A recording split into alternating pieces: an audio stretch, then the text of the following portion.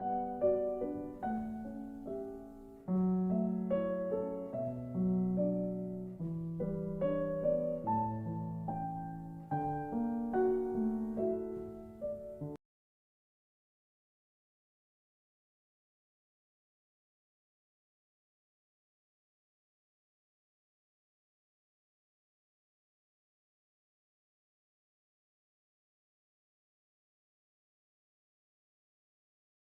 right. Am I working? Tap, tap, tap. All right. So, welcome everyone to the ninth episode of Coffee and Culture's Genshin Lore podcast. One more cup of coffee. I'm your host today, Glitaku. This episode of One More Cup of Coffee is the second episode on our Twitch channel. Joining us today are two amazing copium addicts, Noxis and Tunaafishyy. Welcome, welcome. Hello. um, yes, I am the resident opium puffer here alongside um Tuna. Yeah. So, Noxus, could you introduce yourself a little bit? Like, describe yourself, um, describe what you do to the audience. well, I mean, I don't really do much. I don't know how I got here. I make theories, I guess. I make threads. I do a lot of crack speculation when it comes to Genshin. Um, yeah, I'm pretty new to this thread making um scene, you know. I started a few months ago. I don't know what happened, but here I am. And Yeah. next, we also have the second guest. We have Tunaafishyy. They are also known on Twitter. Our second copium enthusiast. Could you introduce yourself as well? Hi, I'm Tuna. Um, talk really like Genshin lore and connecting it to not as common things, mostly Greek philosophy. And I'm really excited to be here. So thank you for having me. Right. So, as these two lore enthusiasts have said, they just love talking about lore on the stream, and we're happy to both have them if they're, uh, nonetheless, if they're famous or not. It's in the end, we're just here to talk about lore, Genshin lore, and all that stuff. So, speaking about lore, let's get into the first topic. So, in 3.3, we've seen a lot of different, well, we've seen a massive story unfold about our resident little Anemo boy, Scaramouche. Well, formerly Extro, but now Anemo. But what what we're talking about right now is not about Scaramouche. It's about a different character. As you see, well, Scaramouche's story, it's not exactly the most, well, let's say original story function or structure here. We can also connect that to different character stories, characters from different regions, and the character we will be focusing first on this podcast today is Fischl. Okay. Um, do you have any specific like uh questions? I mean, I'm a pretty decent official stan, official enjoyer, I guess. Um, and yeah, there are a lot of story elements that are present in official that are incredibly and surprisingly relevant after the 3.3 quest. Um, So you most might be obviously thinking, being okay, most one sec, obviously being you continue first. okay, the importance of allegories. and fiction in Tivat. Um, yeah, what were you saying? So you might be thinking, audience, what the hell does Fischl have to relate with Scaramouche? Well, if you've been on Twitter, on Genshin Twitter, in the past few days, and seen both, well, 2.8, which was, if you didn't know, as a little bit of a recap, was the Summer Phantasmagoria event, where we had the different summer islands with Kazuha, Xinyan, Mona, and of course, Fischl.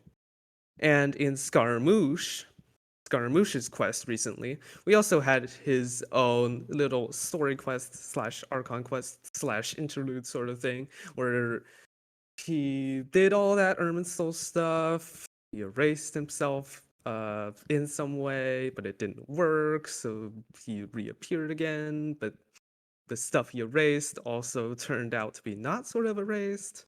And then we finally see him getting his Anemo vision and turning into the Wanderer. Now, one part of that quest, during when the Wanderer receives Scaramouche's old memories. So basically, when he's still sort of like fighting that recreation of the Shoki no Kami, you see a tiny little frame where you see a little sort of like frame where he sort of is holding the hand of Scaramouche. Wanderer is basically seeing Scaramouche and sort of like seeing him like getting absorbed into him. How do I say this? It's sort of like symbolism sort of thing. And through that, Wanderer also gets his Anemo vision. It's basically like a doppelganger situation. It's the Wanderer and Scaramouche. They're basically the same, but they're technically also not the same. Now, where have we seen this before? First, we have seen this before in previous Archon quests with Nahida and Rukkhadevata. Rukkhadevata was also trying to erase herself by creating a backup of herself, and then sort of like leading Nahida on this sort of mission to also destroy her so that the curse of forbidden knowledge and Elazar would be removed from Sumeru. And secondly, we have also seen this in 2.8, where Fischl met her own doppelganger as sort of a manifestation of her own desires, let's say. So Yeah, you two think this could create connections? I mean, if we think about the um story elements and okay, I don't really fully understand it, so Tuna, you can give your thoughts on it as well. But I think how I understood both of those situations was the acceptance of oneself, right? We see it with Skara. His case is a bit more literal because he is being one with his past uh incarnation, I guess. Whilst Fischl is more on the lines of accepting who you really are. And I think that also applies to Scaramouche in 3.3 because he is accepting um the wickedness of his past life and kind of moving forward with that knowledge, right? That's how I understand it. I think there's also a level of, I guess, in that aspect specifically, if we're talking about the moment of seeing a doppelganger type thing. Um, I mean, the Nihito one's a little bit different because that was kind of a past consciousness, whereas the other ones I feel like were um, with Fischl was more of facing her greatest fear, um, and coming to terms with it. and maybe for Scaramouche it could also be viewed in that sense, um, where you know the deepest parts of your heart hold your biggest fears and whatnot, but by overcoming them, you can move forward. And so maybe in that aspect, um, but then also too, uh, yeah, that's really the connection that I would see between them on that front. Um, And I guess I just noticed this now. Um, I, I guess like uh, just as how official is somewhat tied to like the concept of storytelling of fiction, you know, she has the Chunibyo archetype. It's also interesting how the Fatui Scaramouche associate themselves with another form of storytelling, Italian opera, is it? Uh, Theater? I forget. And I think yeah, I think there is also um something to be said about the Fatui using that medium for their organization. Um, and we do see that they kind of use these identities for a very interesting purposes, whether it be to hide your real self or whether it be to hide your real self or to project a characteristic of you in a more exaggerated way, I guess I could say. Yeah, what Porzor wanted, what in Twitch chat, user Porzor wanted to say, yeah. Commedia dell'arte. Yeah.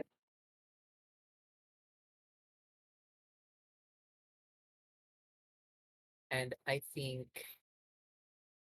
well, do you have any questions about official in particular? Because I know a lot. I know quite a bit about my homegirl. My I've question been, is oh, okay. about this is that I don't really understand how Oz came into form. Like Oz is one massive question that is it- like putting on way too much. Like Oz is just there, sort of. There's not too much speculation about him, and he's like I can sort of make connections to him to like Baizhu, and he has this white snake called Changshen. I Yeah. remember there being like one or two theories about Xiangjin, but they never got mentioned. Probably because they Baizhu barely even gets any lore coverage anyway, but that's not what I'm focusing on at that point. It's Oz. Because the fact that one Oz is also sort of like a summon like companion for Fischl, and we've seen lots of like sort of like summon companion like abilities for other characters like Xiangling and Guoba, and yeah, like Xiangling and Guoba and other characters, also like Ido and Ushi. Oz also has a fair amount of lore relevance because he is basically the main connection to Fischl and her lore in 2.8, because in 2.8 you mainly see like it's mainly a kingdom made out of crows. So what's your viewpoint on Oz? Um, well, first of all, they're ravens. No, they're, I think, yeah, Oz is a very weird case because unlike Changsha or Goba or Ushi or uh, um whoever, or Yao Yao's new pet. Um, Oz is weird because he's technically a manifestation of Fischl's vision combined with some of her personality, right? That's how I interpreted it. I can't remember, but I think there is some sort of philosophical concept tied to it. But it's interesting how Oz at times acts as Fischl's he grounds Fischl that she yeah, he grounds Fischl whenever some situation happens. But as we see in 2.8, there are also times when Fischl has to ground Oz, and there's kind of a balance of keeping each other in check. I don't know. So it's kind of like both a way for Fischl to, have a friend, but also I guess since Oz is tied to Fischl's um personality, it's also a way to uh deal with her emotions and what she's going through, I guess. As for Oz is also weird because he is tied to like not just visual. It's also the character within the Princess Visual books as well, which is something we don't really see with the other summons in game. Goba comes close, but he's different because Goba is a real being in Tibet, whereas Oz is most likely a projection or yeah, a manifestation, an elemental being, perhaps. I don't know. Well, to add on to that, in Fischl's character stories, it actually says that um, like her and Oz have a shared soul and fate. So I think to a certain degree, it could kind of hadn't really thought of this way before, but between Oz and Fischl, as far as um, the not story version, they're kind of the difference between like as a pair, it's kind of the imagination and reality.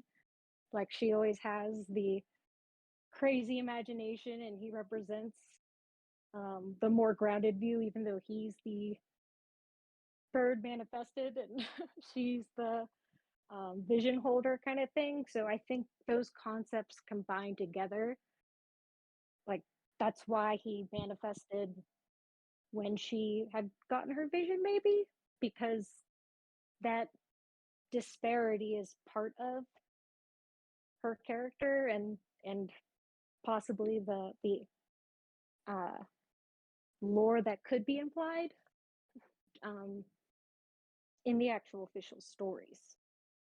Yeah. Um, an idea just entered my mind as we're talking about this. Do you know the concept of do any of y'all know the concept of tulpas? Tulpa, tulpa. It's kind of like it's this thing in mysticism where it's basically a type of imaginary friend that forms out of like your innermost thoughts and spiritual and mental thingies. And this tulpa sometimes acquires a tangible like form. I think I think that's what they're going for with Oz, but I'm not quite sure because it is in the realm of the philosophy taking Genshin does when it comes to creating characters. Um, because I definitely think there is something sussy about Oz and Fischl, and not just them, but the story counterparts, their story counterparts within the book. Yeah. Yeah, I see imagination just becoming more and more prevalent throughout the game's lore as it progresses. Like if you also Fischl is not just that prime example in Mondstadt. I think in my opinion, Razor is also could also be an example. He would just be a little bit different because his burst does summon this like weird stand that also attacks with him, and I think that could represent his like innate connection towards the the wolves in Wolvendom. Is that called? It's called Wolvendom. Yeah. I think it's called Wolvendom. Yeah, yeah. He also had his own like little story tidbit in the last Mondstadt event, the Windbloom Festival, I think. So I think that like we're probably either going to expand on a lot of more characters and that how different places of mind, like imagination or connection with a certain different being, a certain different uh species, or even let's say that, and that can also create like elemental mass manifestations connected to their own vision. Yeah. Um, I definitely think Razor is a different case. I don't really know Razor lore as much as Fischl, but I think doesn't it have something to do with like Andreas and the wolf pack and his Lupical? Yeah. Um, it's also another case of manifesting something that I don't really understand. Mondstadt characters are very weird. They are very oddly lore relevant sometimes, and other times they are out of the picture. It's weird. Um, and we're gonna have another Mondstadt character soon in the form of Mika, right? Yeah. So it's Not interesting. in lines with what someone had brought up in the chat about Hoyu keeps hinting at imagination as a tangible power into that. That also really ties into Fischl in general because the entire idea of phantasmagoria and um, just what a phantasm is, which is, a memory image, and then the process of, I mean, phantasmagoria on its own is already an optical illusion. Um, so the fact that that ties into Fischl and whatnot, I don't know if you all looked into phantasm stuff or have any opinions on that, but the whole Haven't process, made. Oh, sorry. Continue. I was gonna say the whole process for like phantasms, like in Greek philosophy, of course, is the idea that like a phantasm is a memory image, um, which we've seen with the Sunfire phantasms and the Ghostfire phantasms, aka Sin Shades. Um, and in to Aristotle, basically, in order to process and create memories required dreaming and the and imagination. And essentially through dreaming and the power of imagination, the mental images, the stuff you experience actually gets um, turned into memory, and it kind of got expanded on by other philosophers, or essentially like that is the connection to the divine by like in the real world by regular people. So it's kind of just interesting how Fischl is kind of a borderline, not grounded in reality, kind of more towards imagination and what that whole concept could mean as a whole. Since we see Yeah. the term And phantasm everywhere and dream. now, now that you mentioned that, didn't either Nahida or Ruka Devara, didn't one of them say at some point that you can find wisdom within dreams? So this is another case of dreams being very relevant in Tavat. Another thing that I remember reading upon Fischl and Oz's lore, in the story, it like storybook, Fischl and Oz is let me find it. It's in one of her story profiles. It talks about like how Fischl and Oz, the storybook characters, are involved in essentially the destruction of worlds. I found it.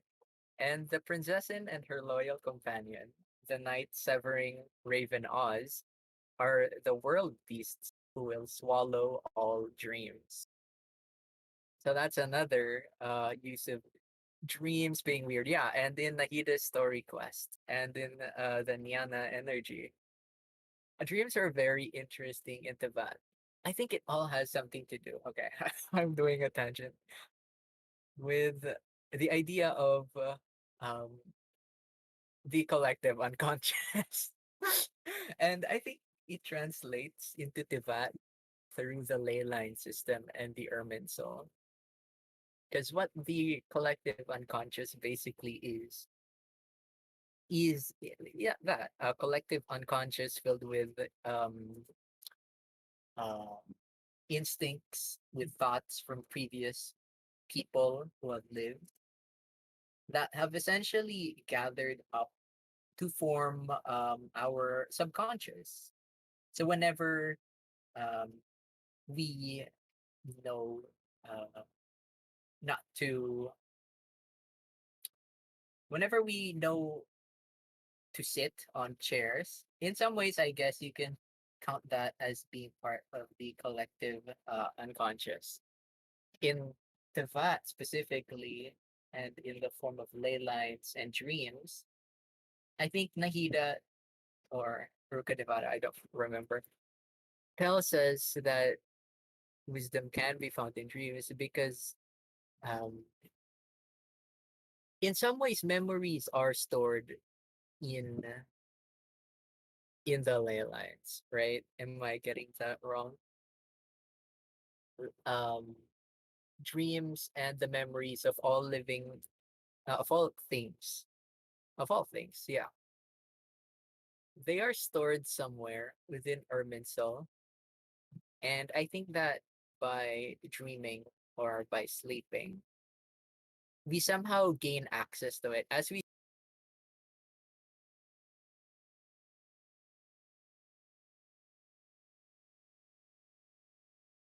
where we literally make a connection with Erminsul after falling asleep due to the incense. Yeah, I got off topic way hard, No, you're but still on topic. You're still on topic. You're technically still on topic. Yeah, it's fine.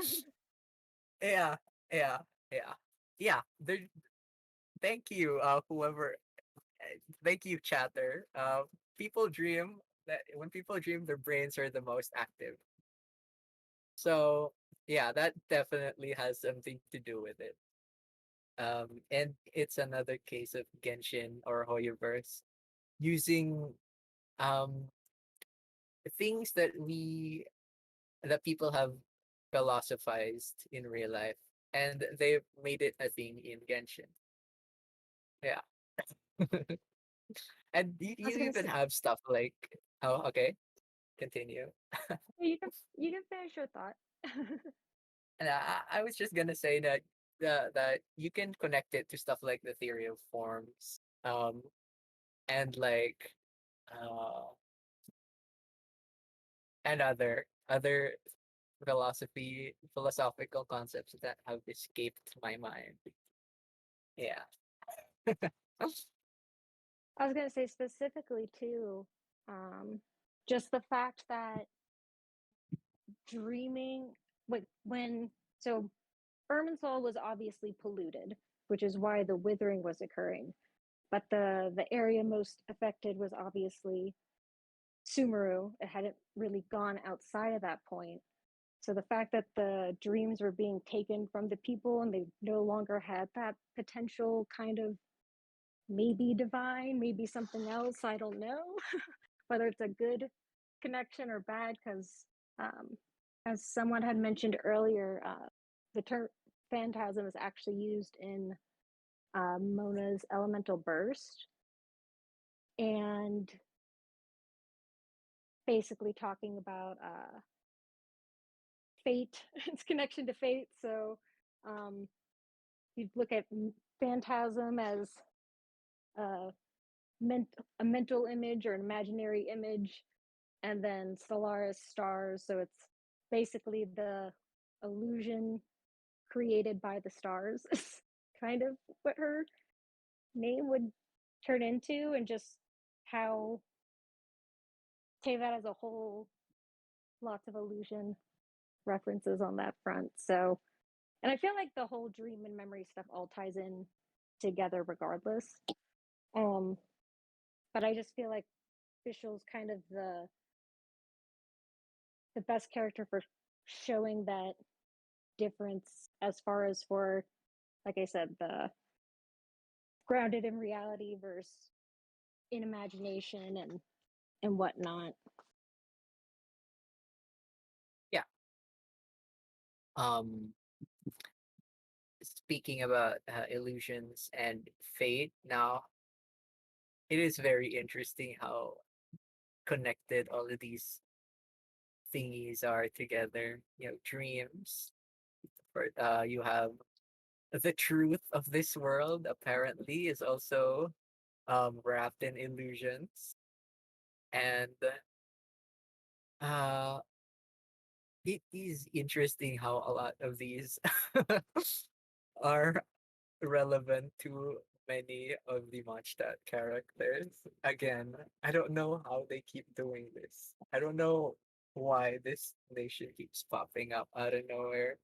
Um, but you have people like Albedo, um, and Mona, who's I don't know if does I don't know if gold belongs to the Hexen Circle. Probably not. But Mona's master sent her to Mondstadt. I don't know if she predicted a meeting for us to meet Mona and the Traveler, but it is interesting how so many people have gathered in this one nation as if through fate. I was looking at the chat and I had just kind of thought of the genre energy mentioned mentioned with dreams and the fact that um I'd actually read something that was basically, it's not all instances of that word, but it can actually be considered equivalent to gnosis, which obviously is, you know, divine power and celestial, resonating with celestia and all that. So, uh, sorry, I kind of went on a side tangent there.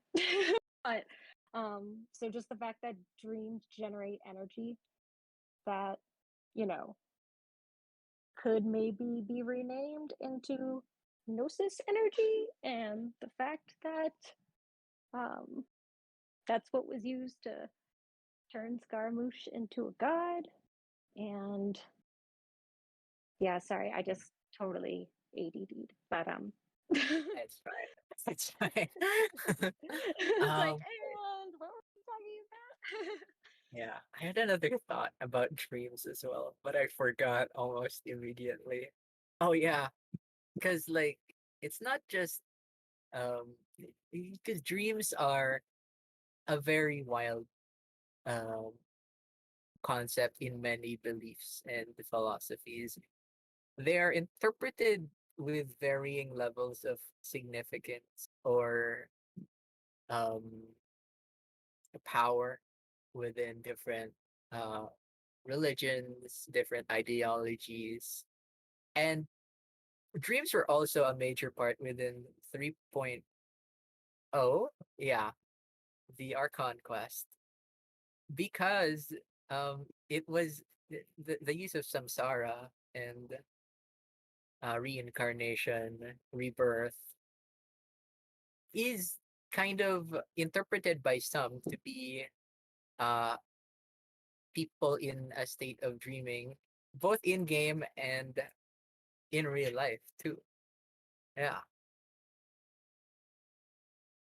I think as well, just the fact that like with the whole samsara thing, even when it was only a day, it's kind of interesting that it was, you know, draining the people because the energy was being taken from them, but they were also gaining new skills and stuff like that, and same in the fight against Scaramouche. But it's kind of interesting the idea of, you know, you can't change the past type of thing, like in actual to that, as far as we know.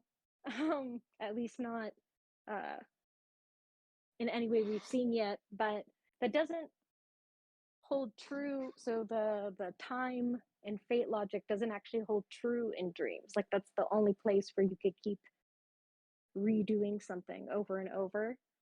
yeah, And there's a cost to it, the energy drain, I guess.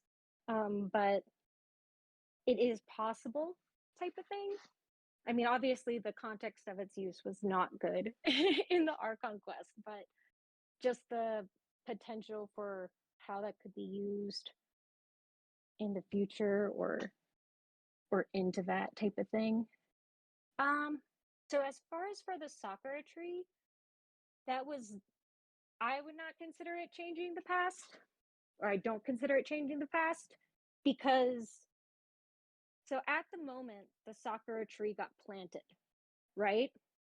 Like Inazuma had not been completely destroyed. It hadn't, all the potential future of the Sakura tree not existing never occurred. Like there was never a future where the Sakura tree wasn't there after Conria.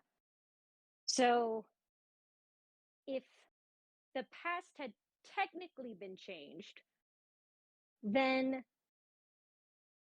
like timeline wise, like Makoto would die, they'd go forward and not have a Sakura tree at all, and Inazuma would not be where it was today. But instead, the Sakura tree suddenly appeared, which is like, okay, that's kind of strange.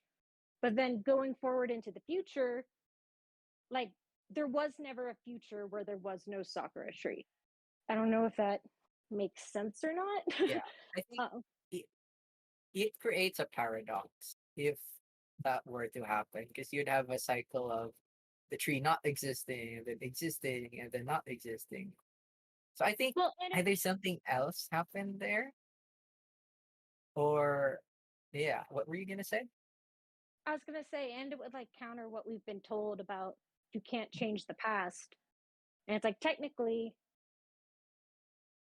an event got moved.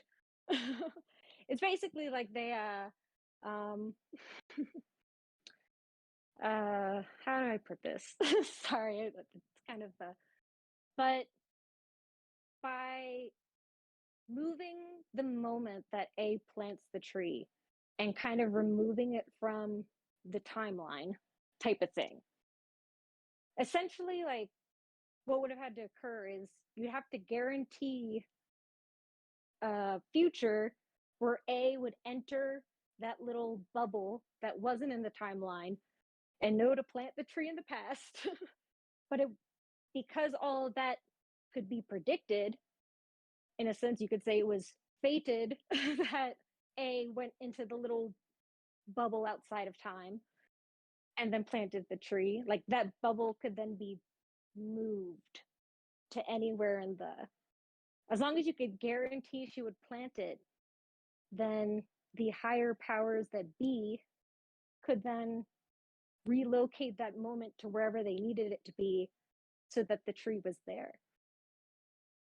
If that makes, it's a very I think complex thing. Yeah, But it's indeed pretty complex. I think it's also, we don't really know how strong Istaroth is in terms of her abilities to control time, right? Because time is a very finicky thing. And even in Genshin, so far, all of the things we've seen in relation to possible time manipulation have had an explanation that wasn't at all close to it. Um, the samsara was a dream. The erasure of Rukadevata and Karamush wasn't didn't affect the timeline because essentially it only hid the actual events for the people. So then I wonder if what we really did see back in 2.5 was real timey-wimey shenanigans, or if there was a more uh, explainable uh, answer to it. I don't know. Yeah, in response to what someone said, and also along those lines about moving things along, um, the timeline, Venti's ability to bring the memories from the past is also a thing. And per Vera's melancholy, moving stuff from the past is not a no-no. It's only trying to change the past that's a no-no. So technically being able to shift the past forward to some extent isn't completely off limits. But memories by nature are the past, right? Like you can't remember something that hasn't already occurred. So by being associated with memory or technically always associated with the past. I hadn't really thought of it like that before, um but yeah, I do remember though for the Isterov thing, as far as didn't they end up removing the little name, like where it said like the higher power might have helped with all of A's quests? Like, didn't they end up I don't. removing that it said Isteroth I or don't. I don't think so. My friend just okay? recently finished the quest and it was still there. Yeah. Because that's also super interesting because like during when like the tree actually gets planted, it said that it was finally free from the clutches of the heavenly principles. And it's like, well, if you were in the clutches of the heavenly principles and Isteroth was the one who had you in said clutches, then that is interesting. Interesting So indeed. um, what was I going to say again? I keep making these thoughts and I keep forgetting them. Um. Oh yeah, time.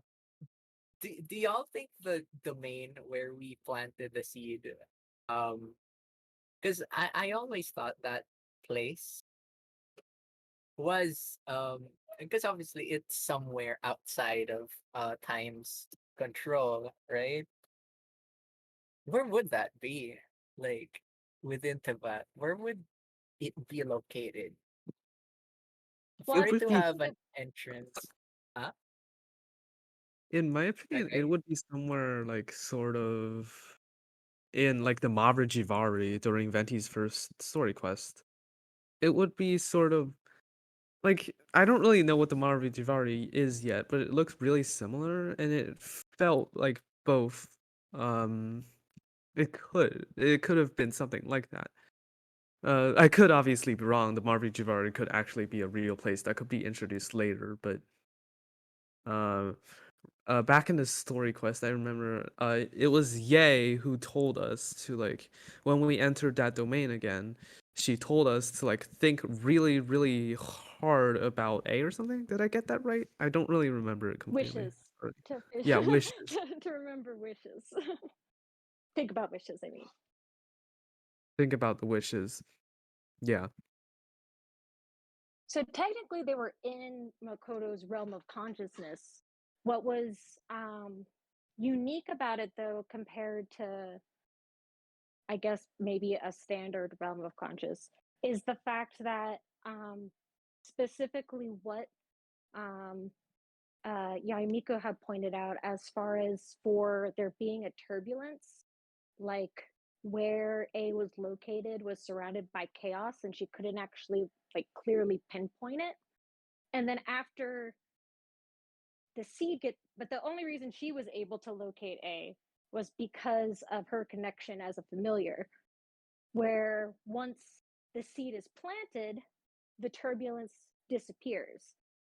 And so it's kind of I would say that the where they were wasn't truly a location into that. It's almost like being in a, you know, like in between reality and imagination, like in between um divine and material or something like that, where it's almost kind of an in between realm, um where it's not actually into that per se. Like, I don't know if that makes sense, uh but essentially because the seed was, kind of hadn't been planted yet, there was all the turbulence from, time or fate or whatever it was needing to be resolved.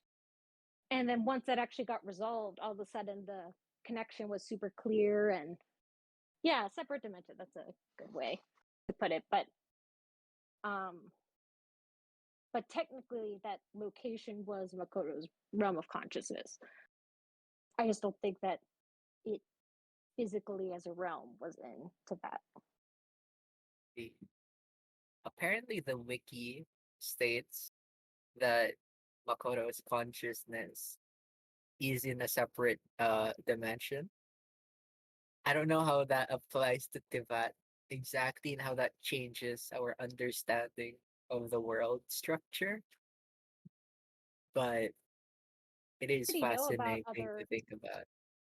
we already know about other realms though, right? Like, so there's three realm, like you can't just walk into the abyss kind of thing. Yeah. um so I think it would just be, and even in Fischl's lore where it'll talk about, the beasts that roam between world, like I don't know if it says worlds, but I'd have to look at it again, but kind of implying there's almost like a other space. um whether it's in a completely separate realm or kind of in between realms or something along those lines. um Yeah. So kind of like an unseen um space or thingy where all of that domain stuff happens. Maybe. Do we know if the teapot and like similar domains, do we know if they're affected by time? Um, it is could be to weird to some me. extent because you can grow plants, Oh so yeah, in order for change to occur you have to have, because that's kind of the interesting. idea, like time is the catalyst for change, and that's why A wanted so badly to create stasis, and time is the worst enemy, and all we have to keep everything still. Like that's all Yeah. because the march of time type of thing. So there has to be some degree of Hmm? change within the Serenity Pot. Yeah. As for Enkonomia and the Abyss, the Abyss is its own realm. So there's the light realm, the human realm, and the void realm. Um, Enkonomia is at the border of the three. That's why it has the whole three realm gateway, right? Or is it? Yeah. But I Yeah. think it's still That's correct. technically the human realm. Like it's just out of the reach of um the heavens of Tibet type of thing, because Yeah. they're Correct. underwater or something. Was what the Mhm. before Simon said. Um, and that is weird.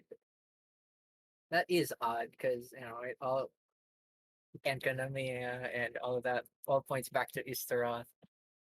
And the ruins. I just can't stop thinking about the ruins in Mondstadt. The nameless island. It is just weird because I I think there's something, I don't know what exactly, but I think we're missing an important like detail within that area. I don't know. Well, one thing with the Nameless Island, as far as like architecture similarities go, um, is it actually like lines up more with Dragon Spine, like the eras that had um like the fresco, like the murals paintings. So Surrey Island and Dragonspine, and their architecture doesn't really line up with what I would consider the chasm and the Enconomia architecture. So I feel like Yeah, they're from two different ages, but that is obviously, true. Because obviously the temple though is still named like, well, Temple of Wind, but implies time and all that stuff. So still some level of involvement there, but it's just the continued involvement, I guess. um, yeah. um yeah, that is interesting.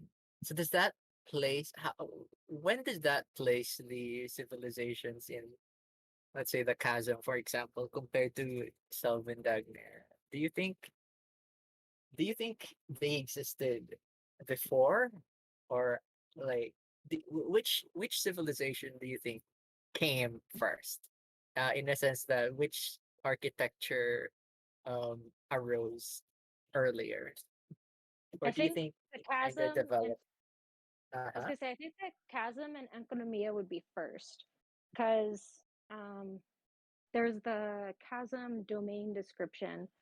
I don't even remember which domain it is per se, but it basically talks about how the chasm area got buried. Then a nail descended and lifted it back up. Actually, it says an alien object, but an alien object descended and brought it closer to the surface. And then the fight between Zhongli and Ageha is what actually revealed it. So I think that that city got buried at the same time Enconomia did. Um, Maybe it just had the negative benefit of being on land, so it went into the ground instead of underwater or something. I don't know. But I would think they were first. And then came um, the Divine Envoy mural era. And Ah,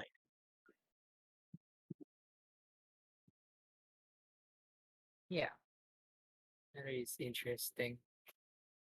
I think they mentioned this in the previous uh podcast episode as well, but if you notice, there is a completely submerged area within the nameless island in Mondstadt. And something that I don't think anyone has really talked about is the fact that Fort Mume in Inazuma also has the same architecture and is also flooded, right? We barely see anything um remain there. But it's such a large area in Inazuma. Damn, It's I like, actually never thought of Fort Mume also being there. We talked yeah, about this in right? the previous podcast as well, but there's also evidence there being like a lost civilization slash city in Mondstadt. If you look in the lake where the main city of Mondstadt is, you can see shadows on some parts. We mentioned this in the last podcast, but if you see shadows in sort of like a body of water, it suggests that there's some kind of structure underneath.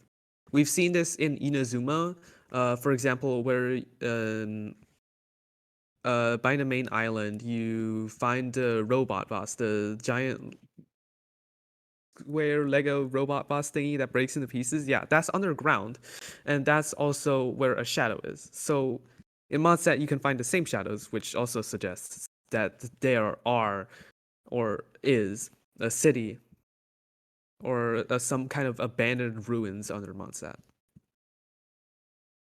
Yeah, the Ah, unexplored world as well. that might be possible. Maybe that's where the library door uh leads to. I made a small crack theory about it on my Twitter. Because like it's such a small detail that you don't really pay attention to the restricted section until like the Favonius Codex description talks about it. And they keep mentioning it as if it's some weird, weird spooky secret. We don't know what's behind that door. Apparently, Lisa knows what's behind that door. We don't know anyone else who has access to it. It's weird.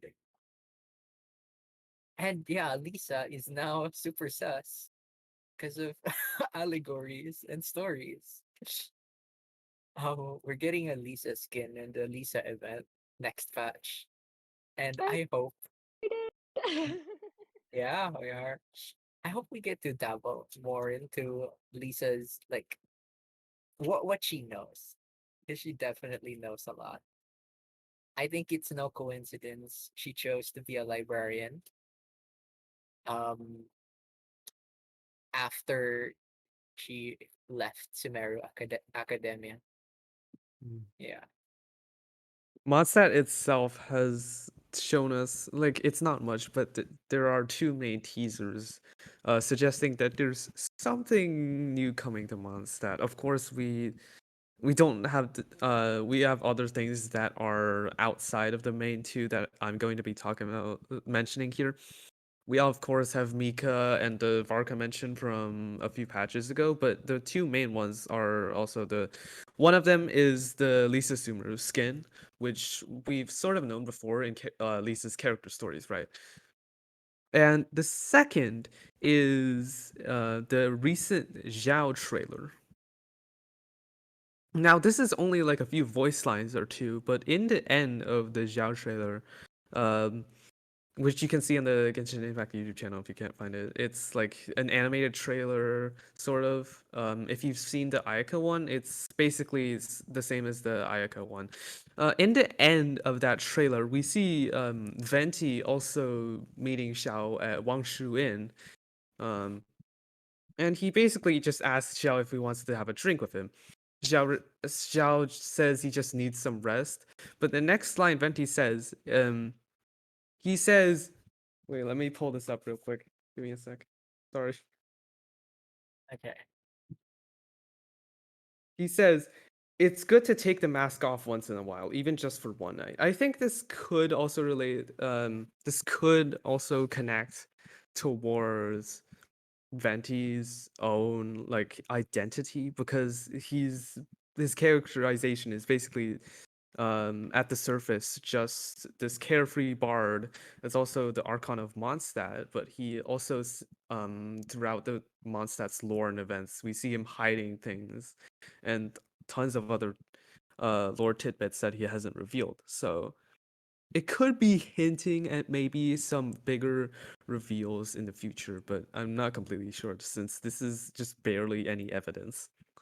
Well, Definitely. Paimon also makes a comment about it was actually like in the first the prelude Archon quests or whatnot. Paimon makes the comment about Venti asks the traveler if they trust him, and the traveler's like, yeah. And then Paimon's like, wait, but this is only one of his incarnations, you know? So implying that there's more to Venti than meets the eye, but then the subject changes, so of course. But so Yeah. there's um Is definitely interesting. And now that I think about it, most of the archons do have like a persona that they're putting up, right? They have a mask on. Yeah, and I they think we Nahida is also the only one okay. who's just unabashedly the Archon. It's interesting. And She's not just It, just so that, we've excited to get to talk to also people. like uh okay. We've also seen the Archons in different forms. Like all other three of the Archons. We've seen Zhongli in his dragon form during the beginning of the Leah Archon quest. We've seen Raiden as the Raiden Shogun and both A. The Raiden Shogun as the puppet and A as the consciousness inside the sword, right? And finally, this is sort of maybe speculative, but um, we've also seen Nahida and Rukkhadevata. And yeah. also now, sorry to cut both of you guys off, but now we also have a 5 minute intermission for the podcast. It's already been going on for an hour now, so we're going to Okay. have to have an intermission here.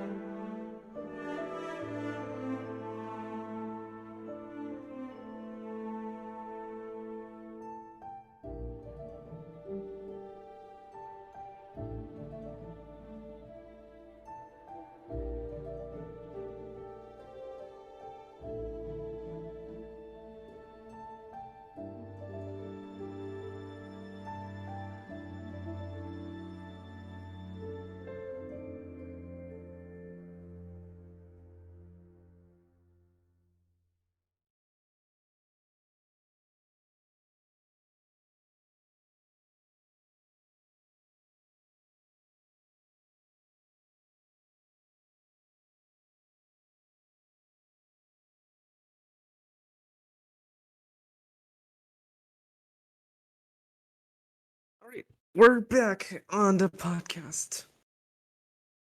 Now our 5 minute intermission is over, and let's get on to another topic if you guys are ready for that. Yeah. Yep, I am ready. We are ready. So for the entire last half of the podcast, Tuna, I've heard you mentioning tidbits about this certain topic that, well, you're known quite a lot on Twitter for, and I couldn't help but mention it out here. It's the infamous theory of forms. The Twitter thread, which has almost 100 plus tweets. You mentioned That's lots of pretty parts long. from it. Yeah, it's Sorry, quite long. continue. You mentioned a lot of parts of it. You mentioned imaginary, sort of like imaginary forms. You mentioned A and her creation of maybe the puppet. And we're just barely even scratching the surface here. So, how about you introduce it a little bit to our audience? So, theory of forms is, if haven't seen it before, a Plato concept. But I think without having to read like 100 plus tweets, the simplest explanation for it is actually um, with the Serenity Pot. Serenity Pot, yes. Um, so for context, so if for this explanation, Tivat would be the equivalent of the divine realm, and the Serenity Pot is the equivalent of the human realm, just to make this explanation easier. So we are given the Serenity Pot and learn that if we find blueprints and learn these blueprints and have the correct materials, we can then create them in our own little mini world, essentially. Um, so you have the outside world of Tibet, which has the blueprints in it, and you kind of get the different furniture and all that stuff. And then you go into your teapot and you make mini versions of it, and however many versions of it. So, say you have a blueprint of a chair, you could then go and make 6 chairs, or you have the blueprint of bookcases, you can make an entire library. Like, the idea is that as long as you know the blueprint, you can then mimic it. So the blueprint of the item in actual Tibet, you can mimic it in your Serenity Pot, um, purely by what, obviously we have to go to Tubby and add it to a queue. But what Tubby tells us is that basically, as long as you memorize the blueprint and have the materials, you can make anything. Um, and that's essentially how theory of forms works, where there's a divine realm that has all these predefined blueprints for things, like for everything, for souls, for um, for nature, for whatever there is, and everything in the human realm is just a reflection or an imitation of those blueprints. So it really is just literally the Serenity Pot, but um, but on a bigger scale per se. So Yeah, was that part clear so far? I mean, I think it is. It's quite a Yeah, good simplification, I would say. and I think it's interesting because the theory of forms is found almost everywhere in Genshin. It's found in like the tiniest nooks and crannies you can think of. You see it with well, the most obvious example that I can think of right now, I guess, is the Conria robots. Because of, Exactly.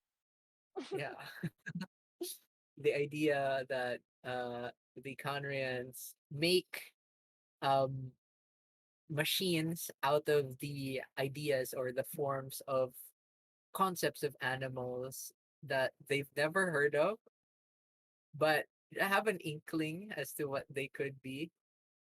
And it also, I think, it also illustrates another point in the theory of forms that uh, the thing that you are making or the thing that we see isn't necessarily a perfect recreation of that idea.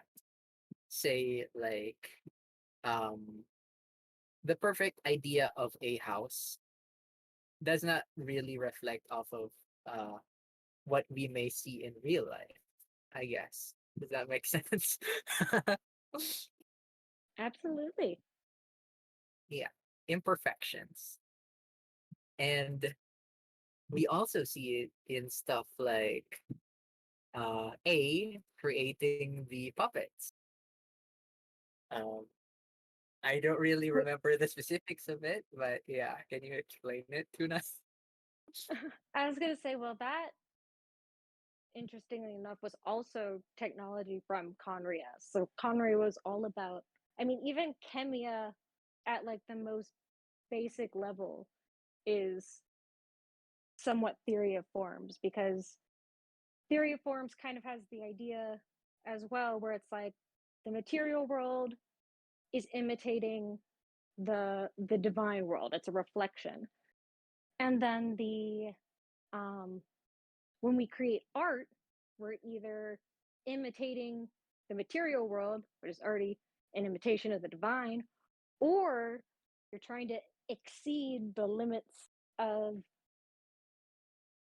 the material, of like of the world around you. Like for example, like back when they made famous Greek white marble statues or whatnot, there would be poses that weren't realistic, or muscles that don't actually exist on a human body, but for creating an ideal image type of thing, um, the art was intended to be superior in a sense. And then you kind of have the idea of Albedo literally turns art into living creatures. And then also too all the technology that Conria came up with. So they have the automatons with descriptions that talk about um, surpassing uh, the ever changing and cyclic destruction world kind of thing.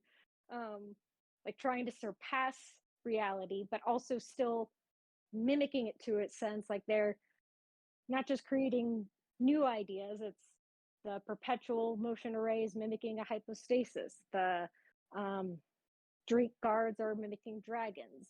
The Inazuma automaton are mimicking life forms, and we're studying mimesis. So Conria definitely, and with the puppets, um, you know, creating beings that could look like people, type of thing, or but are immortal. So that's always a bonus.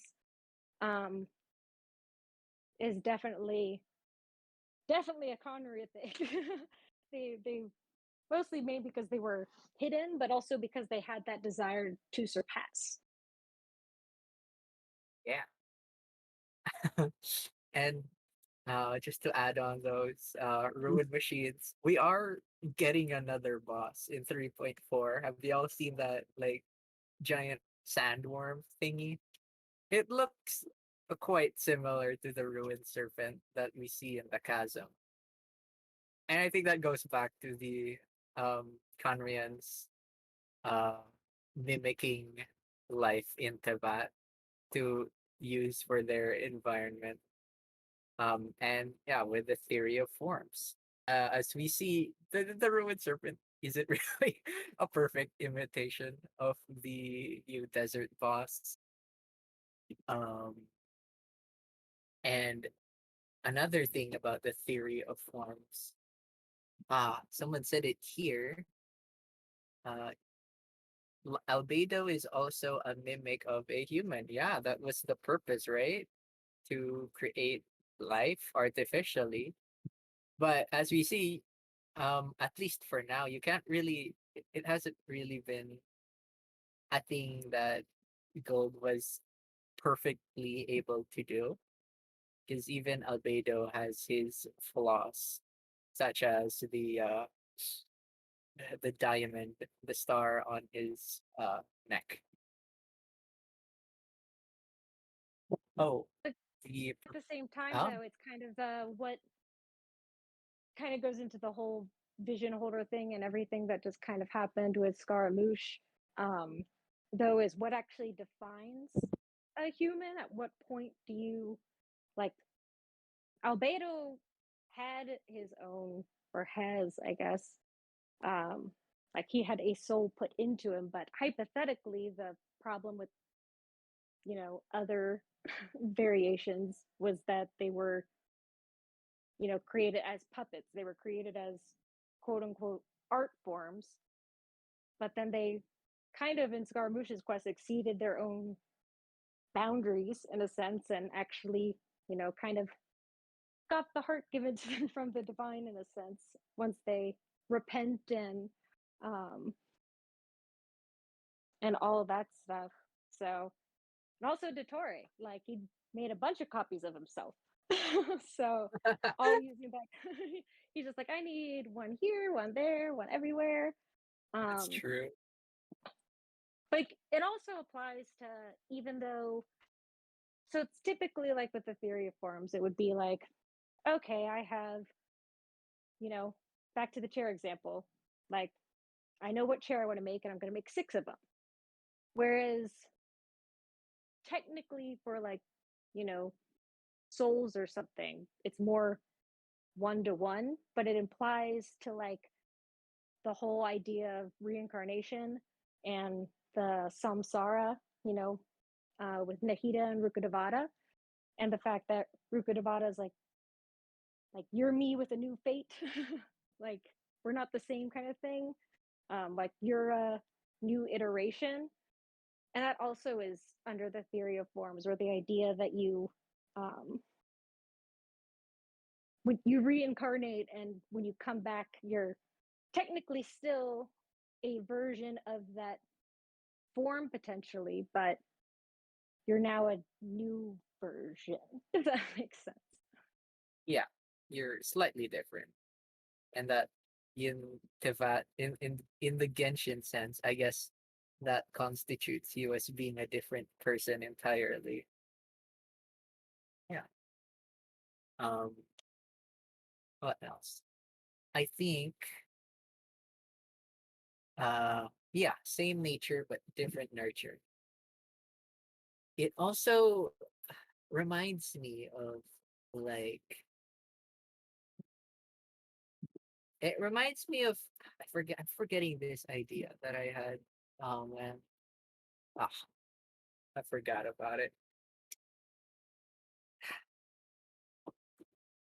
What's that have to Um general category? I could probably figure out what it is. general category. Something about the allegory thing. Oh, of the I, cave. Allegory of the cave. oh yeah, yeah. Allegory of the Yeah. cave. Yeah, there we go. See, I told you. You Is just it? had to Yeah. just It, it, throw out a word. I can finish the sentence if it comes to theory of forms. it applies everywhere, because if y'all don't know what the allegory of the cave is, it is, it's an allegory. Basically, a bunch of people are inside a cave. They can't see the outside world, but they see the shadows emitting from a bonfire. These shadows are formed using like either people passing through or puppetry. And what the people interpret in those shadows isn't really um, representative of what those actual things are. And I think that's also another thing that we see in Kanria and Kanomiya. Well, we also see it with the literally with the word phantasmagoria, because Yeah. so okay, allegory of the cave is you see the shadow of an image and you're trying to guess what it is, but you don't actually see the image. You can only, try and make a guess type of thing. And then when you leave the cave and actually see said object in the light, it's like, oh, that's what that was. I feel like an idiot, which is basically how all theory crafting feels. But regardless, like phantasmagoria, like the actual optical illusion concept is the fact that you're you have a light, you're casting that image onto actually hold on, I think I have the yeah, you're Okay. using lanterns to project images onto screens with the light source hidden type of thing. So it's like you're not really seeing what is going on. It's the illusion created that you're having to respond to type of thing. Yeah, and it also has something to do uh, with the idea of ignorance and finding the truth, which is also relevant to Genshin, such as with astrology, hydromancy, and the concept of wisdom and being trapped in ignorance, right? That's what the allegory of the cave is also about. Um, because if we remember, hydromancy, as per Mona, only reflects the truth from the sky. We don't really know how correct the sky is at depicting fate and events, but it is another case of people in Tevat being trapped in ignorance and finding wisdom in ways that are possible to them. Well, You know, but in line with that, as far as like the whole fake sky thing and kind of going back to the whole phantasm thing, is the the first actual like philosophical concept regarding phantasms was, of course, Plato. But yeah, it was literally the reflections that things cast into water. that was that was like the fact that the her move is literally called the word that he described as casting a reflection into water. But the idea behind that too is that it's also not a completely true, because it's a reflection, which goes back to the um you know theory of the forms. allegory of the cave, the illusion of knowledge, um because her predictions are all based on the fake sky, right? So they're completely true in the context of um to that, but she's kind of limited to what the deity system is already like trying to reflect kind of thing. So it's kind of like the you have knowledge of, you think you have knowledge of something, but the bigger picture you can't find out knowledge on, which is kind of Yeah, the whole cave concept where see the lines of fate, but the whole bigger picture of fate um, is a mystery, and that is why she's on her on her journey type of thing. mhm. um, yeah, and it all goes back to the world structure of Tevat, how we understand, stuff like the false sky, Irminsul, the firmament. I think all of it was designed, or whether intentionally or unintentionally, to keep the people like ignorant of the outside world to some extent. Um, I Well, this is, recently just oh, okay. I was going to say, well, this isn't technically theory of forms related, but since like Gnosticism is literally based off, well, strongly pulled from theory of forms and Plato's idea of where most Gnostic world creation myths actually come from. Just tacked on to other religions. But Yeah. in Gnosticism, in one specific branch, the idea is that the creator of the world, who in this case would be the primordial one, is jealous of humanity and their potential, and so creates fate to trap people. So whether or not that's the developers told us that one of the biggest bases they used was Gnosticism. So it's definitely a possibility that it's a trap. But there's also other interpretations as far as for what the goal of the creator actually is. Yeah. This also connects back to like there's also another point in theory of forms where that basically all human beings have sort of like souls, and souls when humans die, souls sort of like move on, they move on onto a cycle of another soul, and souls are born knowing all knowledge, but they have to sort of like recall that knowledge. And that could be also like put into the fact that the primordial one created fate to maybe sort of limit that knowledge so that it could not be that easily recalled. Um, like there absolutely is the Plato applied it to a lot of things. Whether Plato's version is the exact version, I'll just go over it first and then explain how Aristotle's different. But essentially, for every person was created a star, and when you die, you go back up to your star, and then eventually you come back down. So you ascend to your star, you descend from your star. But in the in between process of that, you actually, long story short, if you have achieved wisdom, gnosis, whatever, you get to drink from a different river in the Deathland area. Otherwise, you have to drink from the river of forgetting, which is actually brought up in Enconomia as existing, and they all had to drink from it before coming up. So the whole water of Leaf and the Dragonbone orb, that whole quest thing, that's the river that in Plato, in the Plato version that of the life cycle. So essentially, the soul's immortal, and it'll just keep cycling, going to its star and from its star,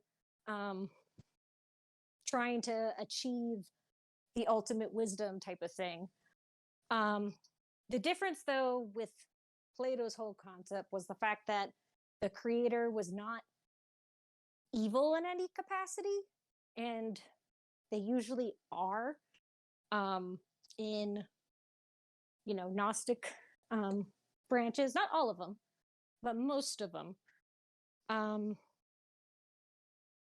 So that it can kind of be a mix of things, but yeah, the soul's immortal and connected to a star thing is definitely a thing. So then when you also think of the stars being fate and fate being a trap, and kind of add those two together, it's your soul's connected to a star, but the star is also trapped. Think you maybe I don't know, what is Yeah. Going back to the topic of death for a moment in Tibet, um, you mentioning the cycle of reincarnation um, reminds me of one of my theories about souls essentially returning through the ley lines and Irminsul and being recycled over time. Because as we see in one of the Surumi Island world quests, when we try to recover the ghosts, all of them see all of them see a golden man with a silvery boat. The silvery boat in question is actually an Irminsul branch that is starting to grow. And I think I think that cycle of reincarnation does involve Irminsul. Um, and as someone mentioned, yeah, Hutao's story quest does mention moving on to the afterlife. I have to replay that. I don't remember the details, but maybe there Oh are yeah. In line with maybe there something the are chat. Oh, oh, I what were you gonna say? no, you can finish. You finish. I was gonna say maybe there are things there that I overlooked initially. Yeah. I was just looking at what the chat was saying because there had been a couple of questions. The first was, do you think other persons other than Hida have access to Irminsul the way she does? Which I would think is probably. I don't know if you all have opinions on that. I don't think it's like easy to do because obviously you have to be super powerful. Um, Yeah. and then, I think and then the, oh, I sorry. there's three questions. So it was is Irminsul supposed to be growing upside down in order to hide the truths of the world? Or is it supposed to be like that because it's just not a normal tree that grows right side up? And that is a very hard question. That's Yeah. the Tevat is upside down theory. Well, I s- it did say that the heavens capsized. And capsized means you like a boat flipping over in water, where, like if you had your sail in there and you're like, yay, and then you flip, and now the bottom of the boat is now the only part you see, kind of thing. So, from capsizing water, all that stuff, it yeah. could have I definitely still can't flipped. I still can't understand how that how that looks. Um, because yeah, that is a theory I was never fully able to grasp because I just am not able to visualize it. I Well, mean, I I the believe it, Irminsul being but like, upside down yeah, was told to us by Tainari. He's the one who told us that it's upside down. Whether or not yeah, he's misinformed, but that portion of it at least. Um, it's just the rest of it and how it connects is uh, a little hard to kind true. of picture because like the chasm's upside down, but then other stuff's right side up. So when did it flip? Yeah, Then Oh yeah, that also makes me remember the upside down Statue of the Seven in the first Traveler Archon quest sort of thing, where we yeah. first met Dainsleif. Yeah, Is the statue right side up, but it was just upside down, or it's a matter of perspectives, I guess.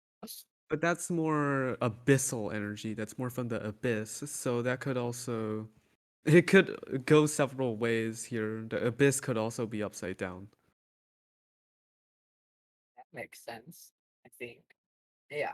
We don't really know much about the Void Realm, unfortunately. I don't know why we don't know much about it. We know more about the Light Realm and the Human Realm. Um, and it's something that I I do want more information on because right now we're just receiving stuff about the Abyss Order, about Conria. But I think it's also important to know the entirety of Tevat's world structure so we can understand anything that's happening fully. Yeah,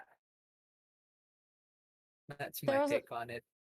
I was going to say there was also a third question about maybe awakening a vision is maybe getting a vision you might have had in a previous life, which is a question I love because that is 100% my opinion on what happened with Mona when she got her vision from her um, master. Was that her master had like known her? Okay, this is kind of more of a headcanon than a theory, but I like it. um that her master had to, because like she has to like choose a name, which is already kind of like a weird thing to do, but then she's given a masterless vision and it's like, ah, this will help you, and sent off, but it doesn't actually activate until later.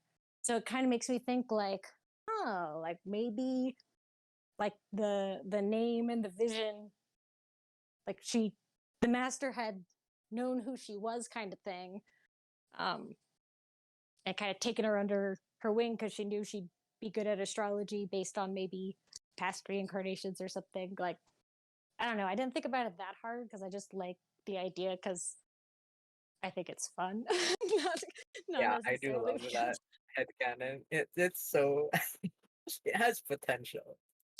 It There definitely is does. wait, okay. There is a minor discrepancy. It could be a discrepancy, but I'm not sure. About the vision thing. It's Kazuha during the Inazuma Archon quest lighting up his dead friend's vision. That I mean, if it was like the vision of like yourself from the past, then how could someone else light up it for you? well, Oh, I think it. oh, oh, I was gonna say you. I was gonna say you could go first. oh, well, okay. I'd like to answer it. Because if we remember the key thing about visions lighting up, yeah, we have to remember they light up because they resonate with the ideal or ambition of a person, right? Uh, Ka- Kazuha's friend's vision lit up because at that moment he was overcome with the ambition to deflect the Mosono Hitotadachi to protect us. Um, and that was his friend's ambition. But as soon as he did it, as soon as that finished, the ambition kind of faded, and that's why it went dark again. Going into the Mona reincarnation speculation, I think I think Tuna's theory is plausible because of the idea that Mona's master knew who the person would reincarnate into and that they would be likely to have the same ambition. Yeah. So, in line with all of that and the resonating with the ambition thing, slight, slightly different, but like leading up to that point, like Kazuha was really focused on trying to have the vision resonate with someone.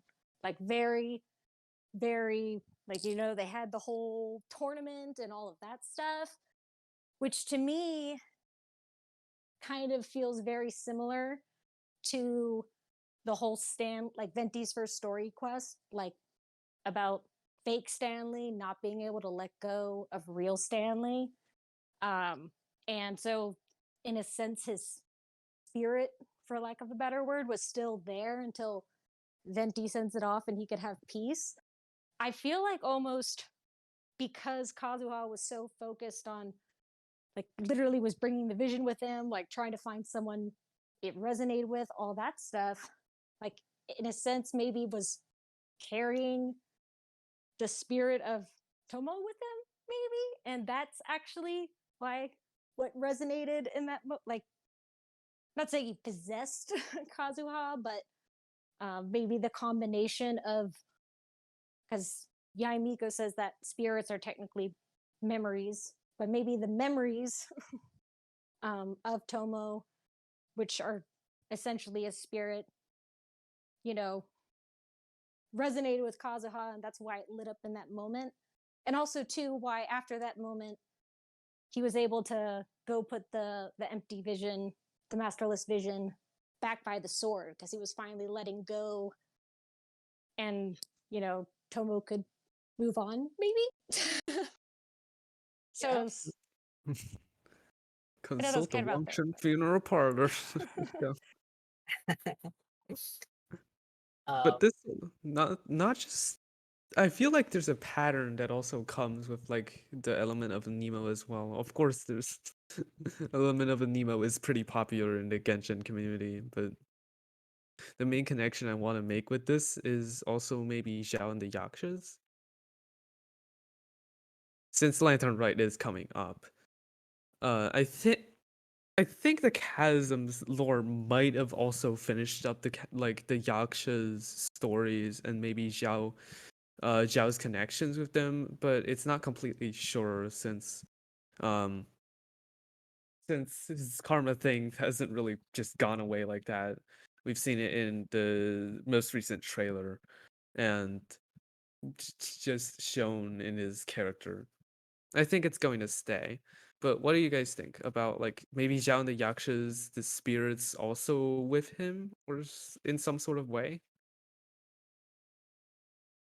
I wasn't personally uh I was taking a break from the game during the whole chasm event thingy and during the Enkanomiya event. So I wasn't able to experience the story. But it is an interesting trend how almost all of our animo boys have had deceased friends. Yeah, I think Xiao's story arc this year will finally be about him taking a break, allowing himself to rest and be with the people who care for him. Because I think if his friends were still alive, they would want the best for Xiao.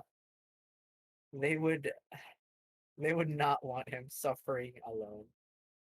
Because that is the this is getting into headcanon territory, but this is the found family aspect of the Yakshas, right? The idea that all of them are suffering together to um purge all evil. But now that he's the only Yaksha here, he has to rely on the people he swore to protect to aid him.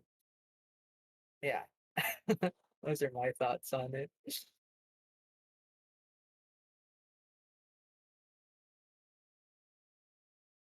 Sure what my thoughts So on it, to be honest, because the whole, I think okay, it's, Tuna, you continue. I was gonna say, because the idea of the like the karmic debt building up, I mean, I feel like realistically everyone is doing that. His is just accumulating more from, like, to a certain extent. Obviously what he's battling is also part of it, the whole dead god remnants. But it's just because he's immortal and also doing that, it like just keeps adding on. But at the same time, it's kind of the finding, I don't know. I just don't think, wondering where you're thinking of going with it, because I mean obviously it's a bad state to be in, but um I don't think he's really super at risk as a character, so I guess I don't worry about it as much. Like something could go wrong, but it'll probably get fixed and he'll be fine or grow from it. Um so The way yeah, I you're don't. talking about this. Okay, you can finish. Okay.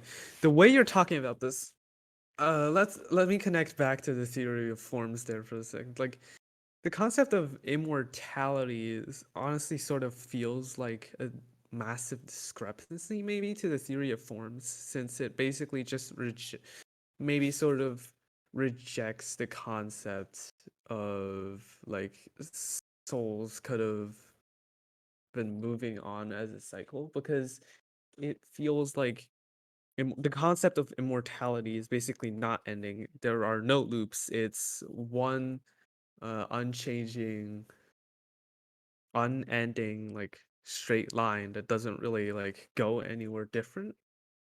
And that's probably that's probably a main topic of interest in Liyue and how like immortality or at least the fact that you age very slowly and how time passes very slowly and how everything just changes around you applies in the theory of forms.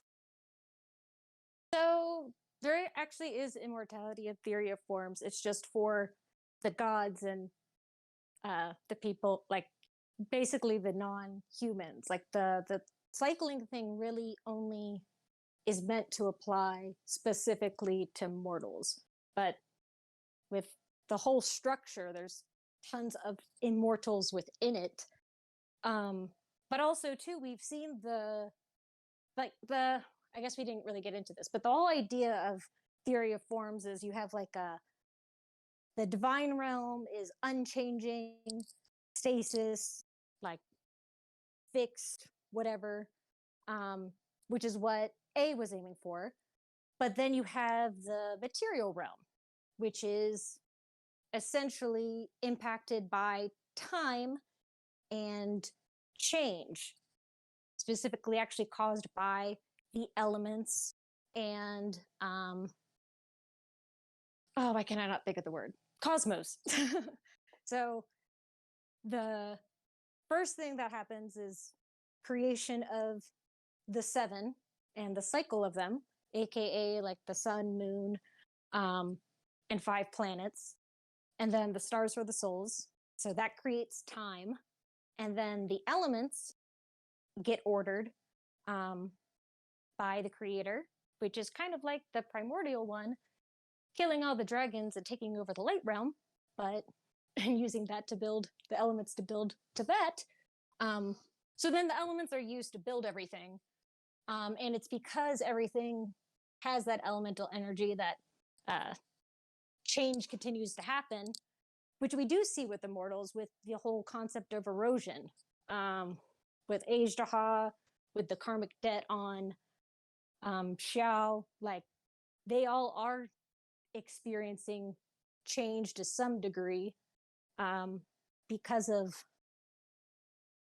the different scenarios. So it still does fit. It's just kind of it's a little more abstract. So I was trying to keep it simple as far as a concept. It's kind of getting into a little more complex territory, but there is room for it. It is complicated. And yeah, we don't really know how hard Hoyoverse is gonna go about this when it comes to using these philosophies. But they have been ham-fisting it in a lot of things into that. So much so that, you know, it's getting pretty sus. Because the theory of forms also applies to like the demiurge, since it isn't a perfect being, right? It is a flawed entity that happened because of an accident, right? Am I getting this right? Am I getting this Well, correctly with the eons and Sophia? partially. So Plato Okay. created the theory of forms and actually invented the word demiurge for context. But Okay. that was the creator, whatnot. Then theory of forms, or basically the entirety of Timaeus, like his dialogue, got taken and essentially became the base of Gnosticism, or a lot of the branches. There's so many branches, but we're essentially what you would call the monad is the divine realm, the realm of blueprints and unchanging and all that stuff, which to Devat would probably be the eternal throne that made the world anew, prior to the primordial one coming, before sun and moon. So there's the eternal throne, and then the primordial one, who then comes and, you know, takes over the light realm, gets control of the elements, and makes the material world. And that does align with the Gnostic take that, you know, there's the monad, which results in a very long series of events we don't need to go over, but the demiurge gets created. And then the material world forms from the demiurge. So not quite, you can't really call it theory of forms at that point, because it's really just the Gnostic portion, but it all technically still was based on that. So it's just the religious take versus the philosophy take, I guess. Yeah. Um, what now? I have a bunch of notes here. I forgot where all of them are.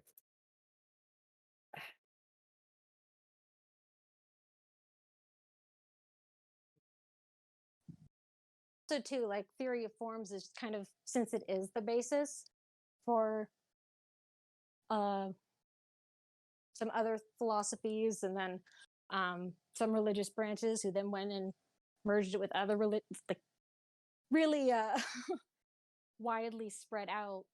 Um, like Plato's take is not necessarily 100% the, well, obviously it's not 100%, but it's kind of a basis of understanding for how it works. But as for like the actual application of it, um, like the idea of the eternal throne and the primordial one and trapping humans with fate, like that's all really more of a, you know, other, Gnosticism thing, yeah. I guess. Well, and I mean, there were Gnostic branches that were, I mean, almost directly in parallel without even having any interaction um, with other cultures. That, you know, the ideas were coming up in multiple places of the, you know, divine realm, and it, the human realm being a reflection of it, all that stuff, um, almost simultaneously. So it's not exclusively Gnostic. um, there's actually a lot of stuff in actually the terminology that is literally used in Sumeru, but I'm not gonna go down that path because that is not an area I am an expert on. But just, there were similar concepts appearing around the same time, um, or maybe not at the same time, but uniquely, like they weren't influencing each other. And so Genshin could be pulling from who even knows what, but definitely know at least Gnosticism because they told us that. but Yeah. but in general, yeah. Um, and uh, all of this, you mentioned Timaeus, and now all I can think about is the guy that annoys me so much whenever I go to craft something, and that's another reason why Mondstadt is so sus. They have Timaeus Timaeus there. is, yeah, Timaeus. Timaeus' name does not belong They honestly to have that the specific like the region. worst NPCs as well. You They have have you have the guy who sells holy water. He yeah, also he's in the you also have the guy who I think like is, is let's say a pretty big fan of Barbara, I think. I'm not sure yeah. about that, but yeah, the Mondstadt's NPCs are either super sus or like references to something that could be important or incredibly irrelevant. I just I made a thread. I was trying to make a thread a few days ago about Norse mythology and the ooh, relationship Norse between mythology. ravens and wolves, between Conria and Mondstadt. And then I remembered that there are two Mondstadt NPCs in Liyue named Gary and Frecky, who are like those names share the name of the wolves that Odin had. So that's another Mondstadt sussy tidbit. I don't know. I was All gonna of say it they points also back to Mondstadt. I was gonna say there was also like a weird fact I remember reading about them recently, but I can't remember what it was. And I was like, oh, that's incredibly strange. So now I'm kind of curious, and I'll have to like look at it after this. But Yeah, but yeah. because I definitely think Mondstadt and Conria. Well, I thought about it for a while, and now I don't think that Conria is within Mondstadt's like land boundaries. My current speculation on this, I am getting so out of topic, but my current speculation on this is that both of them were nations that flourished together at the same time and influenced each other. But I won't really double too deep into it because um, that isn't really theory of forms or whatever. Yeah, we do need 20-second story quests. We need to know. I mean, I'm fine with hearing what your what your idea was if you wanted to share it. Like, we don't have to just talk theory. Uh, okay, well, I mean, because I'd be I curious. noticed this about Conrad, because you know how this all looks back into Fischl. You know how Fischl has a lot of Raven motifs, and the Treasure Hoarders have a lot of Raven motifs. The Treasure Hoarder's sigil has like a star in it, a star in it that is that we've seen in many places before. And the thing with it is, Conria has a lot of Raven symbolism. Oh, I Uh, remember another character also has Raven symbolism. I think the Torre. The Torre's actual like when he was revealed his actual like character design, not the one in the trailer, his like costume sort of has a ton of like Raven symbolism. His mask is sort of like a Raven beak. There's this Raven head on his like shoulder. And I think yeah, that connects to sort of like as the like a plague doctor for like the Black Death during yeah, how do you call it? What do you call that again? The Middle Ages?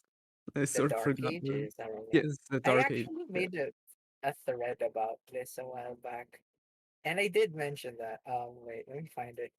Because another thing that's odd about the Torre when I analyzed him was the concept of miasma. Where is it? But yeah, like the Torre represented by the raven, which symbolizes death in Tevat as well. Um, is already sus, but then you consider miasma in Greek myth, which is similar to forbidden knowledge. Because in Greek myth, miasma is the manifestation of something that was the result of sins being done. The only way to fix it was to atone for your sins. More specifically, miasma was caused by an imbalance between the natural elements. And it all loops back into the concept of plague doctors because what they did, since medicine was outdated, was they tried to um, balance your elements, which is something that we see the Elazar patients do in Sumer. I think the abandoned hospital in the desert talks about that. I forget the specific term, but they do talk about. Um, I forget the term. I don't know where my thread is, but yeah, the Tory has a lot of references to death, miasma, and the um, manipulating of elements. Although going back to Conria and Mondstadt, um, Mondstadt has a lot of wolf symbolism, while Conria has a lot of raven symbolism. And according to Norse myth, and we see this in real life actually, wolves and ravens form a very symbiotic bond. Both of them benefit from each other. The wolves can't find food, but have the strength to hunt. Ravens, uh, ravens can't fight, but they can search for food. And within the myths, Odin's two ravens, Hugin and Munin, representations of thought, memory, um, worked alongside Gary and Freki, two wolves, to essentially become a stronger unit together. And that's how I'm imagining Mondstadt and Conria to have worked if they were individual nations that um flourished at the same time. Yeah. that's So that's it. with Conria being underground, oh, actually, that would be kind of cool because there's like the whole underground Mondstadt thing. It potentially, like, if because Conria, it sounded like most Conrians had never actually like gone gone outside, um, but that they were kind of in Conria, and based on the the automaton dev video where it was saying they hadn't actually seen those things, it was based on what they knew about them, like with the jellyfish automaton, and trying to mimic it despite never seeing any of them. It'd be interesting if there was like, some kind of symbiosis, but like that they actually like secretly connected kind of thing. And that's why it's, maybe a hidden entrance. That'd be cool. Maybe, yeah. Just because Conria is underground. So, but then there's also the ruins of Dari, which are above ground in Sumeros. So maybe that doesn't work. But it would be True.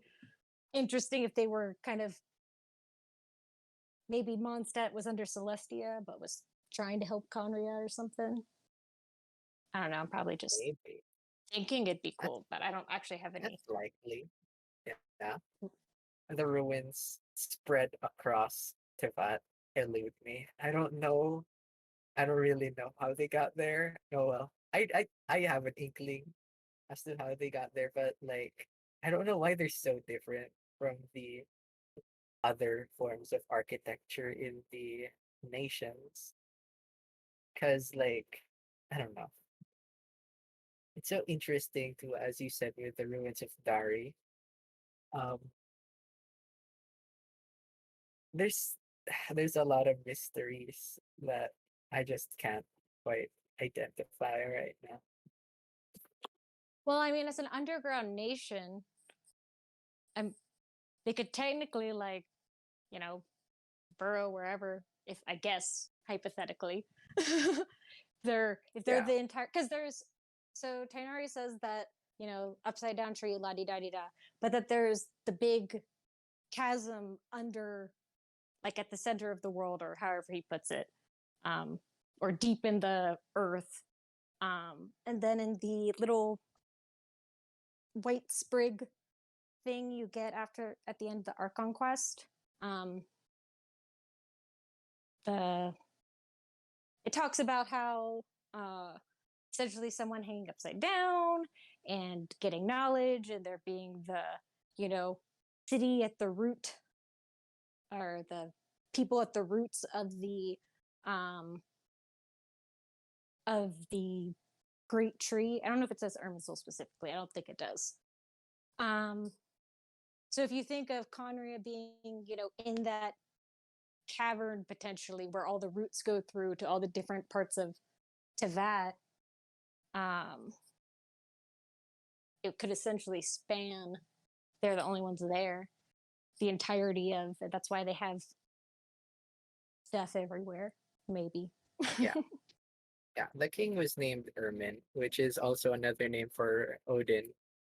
Yeah, so the Norse connections definitely exist there.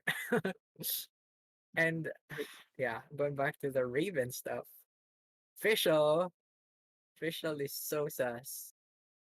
I don't, because obviously, okay, after 3.3, we are now aware that stories carry a hidden meaning.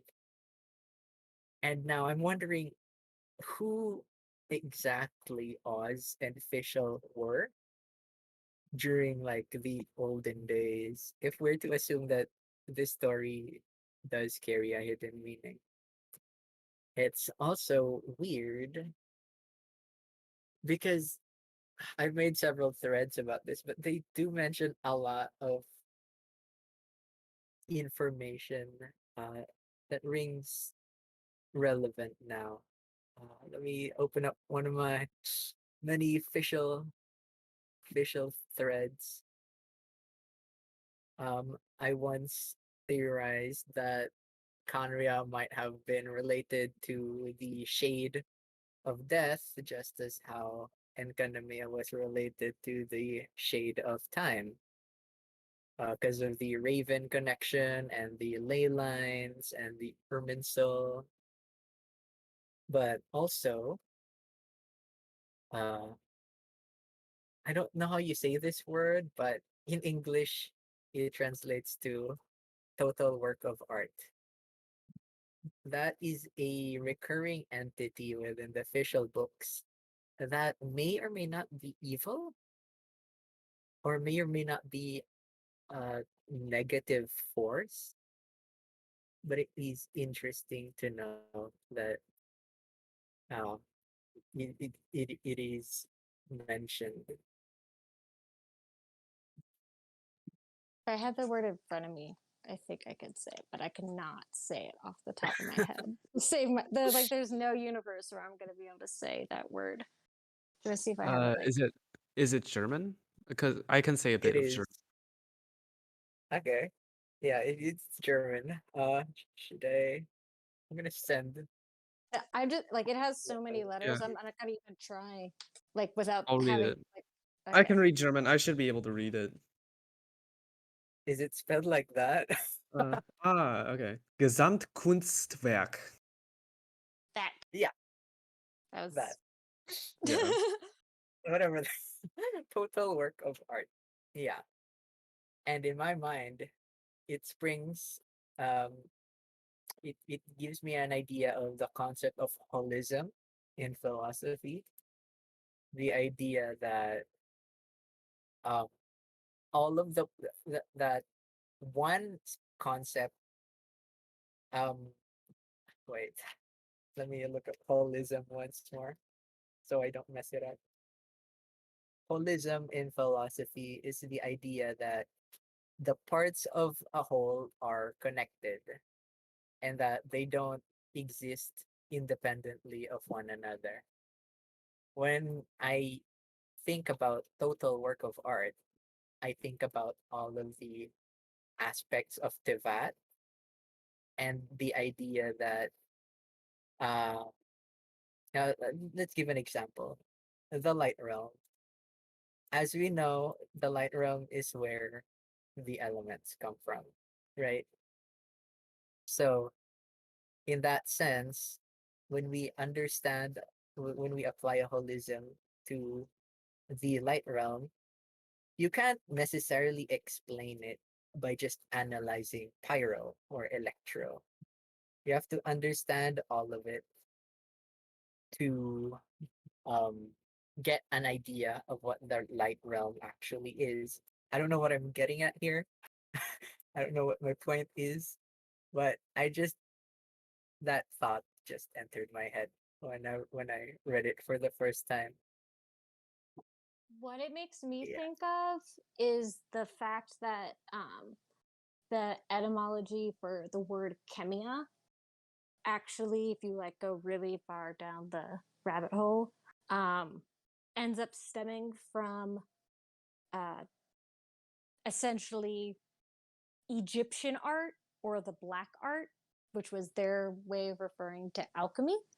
And so the fact that this is a total work of art, um, and art's connection to alchemy, both through the etymology, but also through what we've seen with albedo and what we've seen with um, the creation of, you know, improved forms of beings or anything along those lines.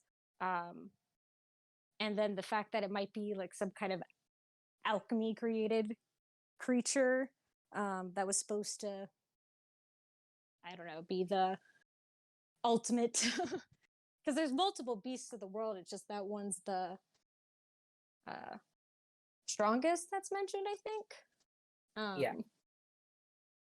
So that's what anytime I hear the word art, that's immediately what I think of is the well, not always, but a lot of times is the fact that chemia was actually called um, Egyptian art, or like in the real world etymology for alchemy and chemia and Exactly. whatnot.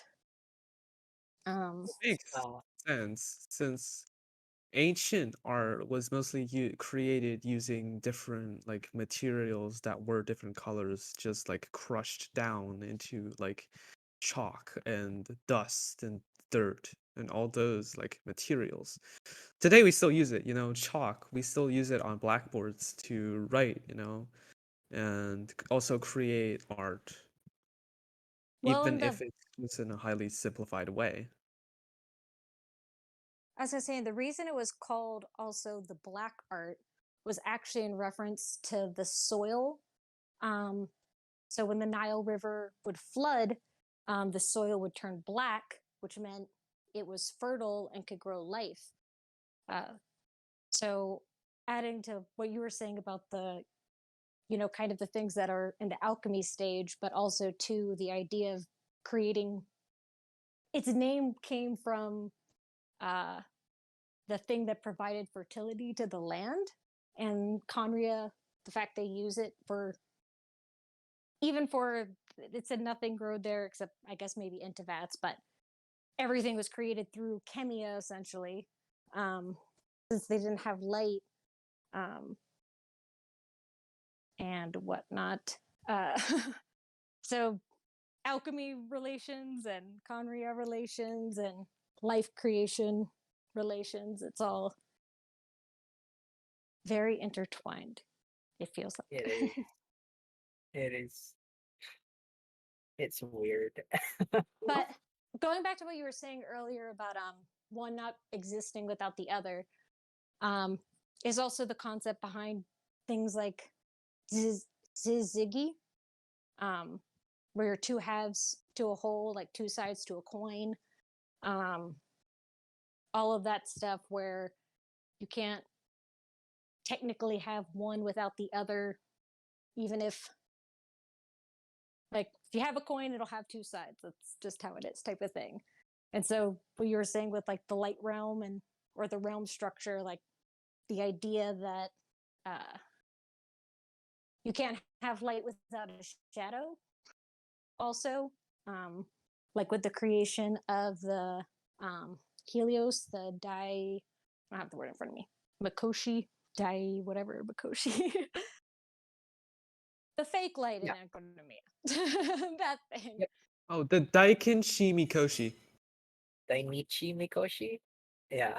Wait. I was gonna say I Yeah. could say it if I had the word in front of me, but it's like I am not gonna remember that I'm off the top pretty of my head sure properly. it's Daikinshi Mikoshi. Let me Let me search. look it up. Gonna be Mikoshi. Yeah, Anyways, it's called regardless, the just the light being yeah, cast makes a shadow idea, like the It's Dainchi Mikoshi. Dainichi, I think. Yeah. Yes. Or, yeah. Continuing what you were going to say. say just the what you were getting up, like about how one thing can't exist without the other. Um, just expanding on that with, the Zizigi concept, which is the abyss moment of Zizigi, um, for doing the abyss whatever thing. I actually don't do it, so I don't know what it's called. Yeah. So And the concept of pairs, twins. Um, yeah, two halves. I so usually wonder then. it it Oh, seems like there's a okay, lot of continue. lore where one of the twins dies. Like it's in Hex and the Hound, where the twins are born and only one of them can live. There's the official lore, which talks about the twin cutting off the other twin's branch from the tree so that their branch could prosper. There's the Makoto and A situation where only one of them could be Archon, and so A has to essentially give up her bodily form and then, Makoto ends up making her again later on. So there's the twin idea, but then there's also like the dead twin idea, which seems to be Dead almost. twin. I mean, they all like literally every twin story that I've seen in the game that I can think of off the top of my head, like one of the twins has to die. And then in two of them, like it's the one twin, like Makoto obviously like brings A back. Like the whole Hex and the Hound thing is about not Frigga, I think that's her name, trying to bring her sister back. I don't remember if it said anything about the Riemann Empire one, but that's Romulus and Remus, the twins who get raised by wolves. Riemann. Yeah. So that's like the Yeah, the founders of Rome. yes, exactly. So Oh. ho ho What ho. if that ties back into my Mondstadt and Conria theory? I mean, you we're talking ravens and wolves, and that's in the official weapon lore, I think. So Yeah. maybe. Yeah, I think it's in interesting. the I'm pretty sure that's where it is. Maybe it's somewhere else, but yeah, where it talks about the destruction of the Riemann Empire so that the other twin could have their thing Yeah. thrive or something. So Yep. so yeah, Razor is definitely. raised by wolves. Not the significant razor lore. Alright.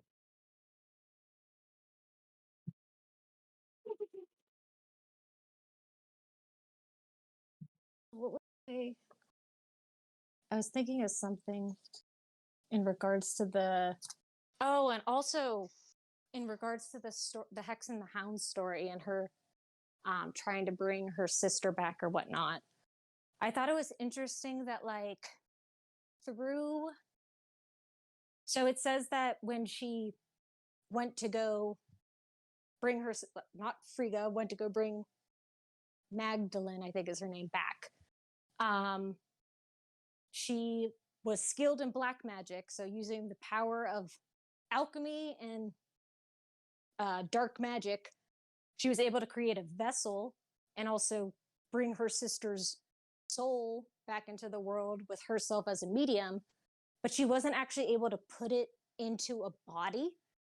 Like she couldn't create something that she was able to put it into like her little snake, like she turned the body into a snake bracelet and then has it in that, I guess. Maybe. Wasn't really sure how that portion worked.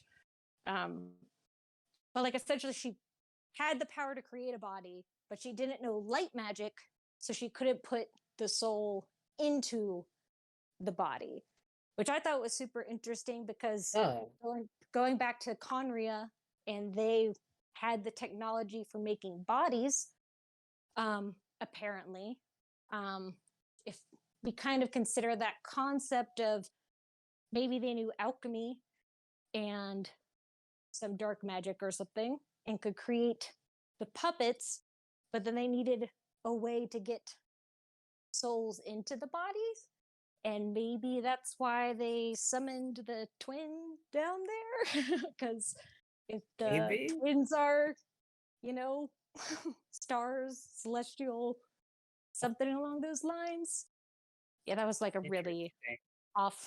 offbeat. But I did think it was interesting the whole couldn't put the soul in without light magic.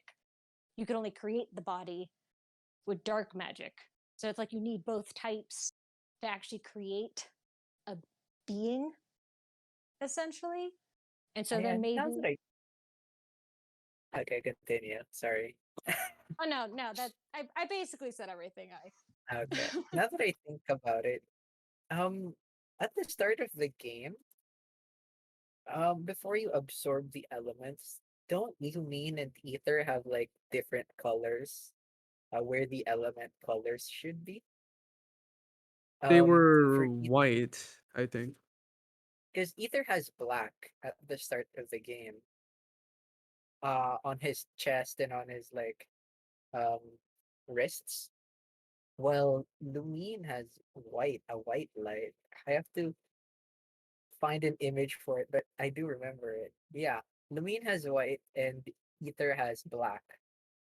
Maybe that can be a reference to it, and also like general duality and stuff.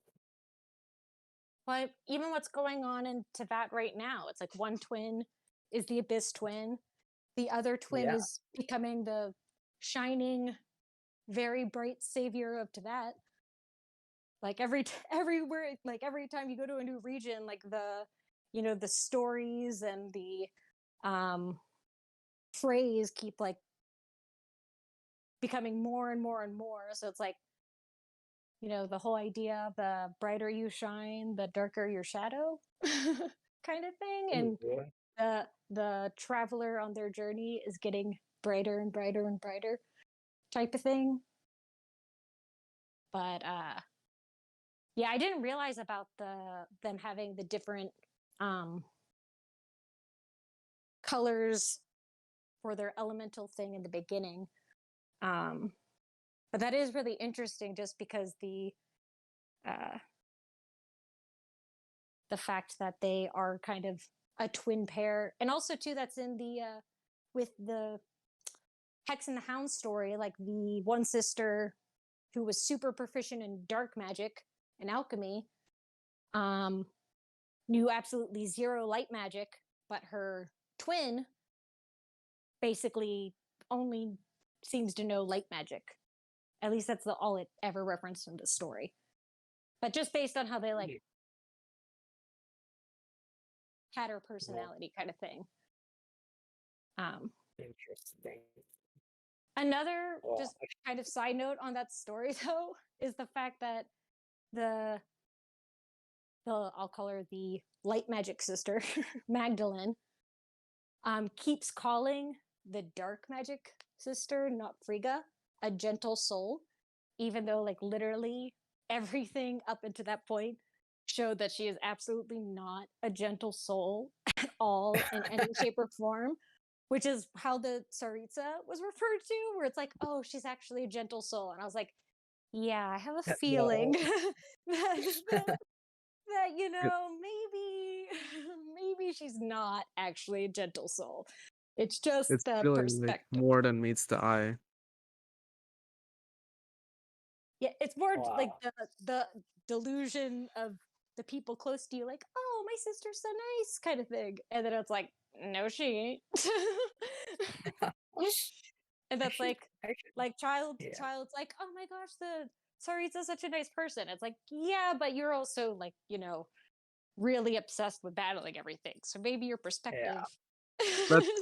Let's just say every single region has its like, standards. I guess.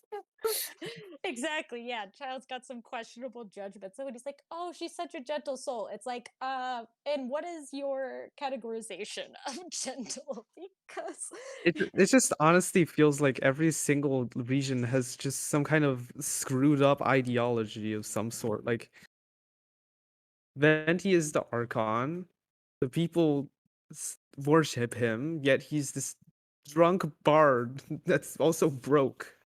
In Liyue, um, we have this very preposterous nation that's that houses both immortals and mortals. Yeah, the first thing we see is like an immortal somehow dying out of nowhere, and then us immediately becoming criminals. In Inazuma, we basically see the immortal being the entire problem of the plot. I And loved in I loved the Sumeru, we also Inazuma plot, by the way. So I'm just throwing that out there. I thought the whole thing was great, especially since A's entire first story quest was actually just explaining the theory of form. So obviously, yeah. Yeah. literally the entire point of the quest. Um, Yeah. so I really actually liked Inazuma, but I'm a I little bit biased. I also like how Sumeru's Archon quest kind of mirrors Inazuma in a Yeah, way. basically, it's not the Archon that's bad, it's the people that are bad. Yeah. I mean, not entirely in A's case. Maybe, maybe she has her own faults. for the whole event. Um, but I guess this all comes back to pairs, and in this case, slime or element theory, the idea that the elements are all paired up, and as we see in the story, um, a lot of the narrative elements have been paralleling one another.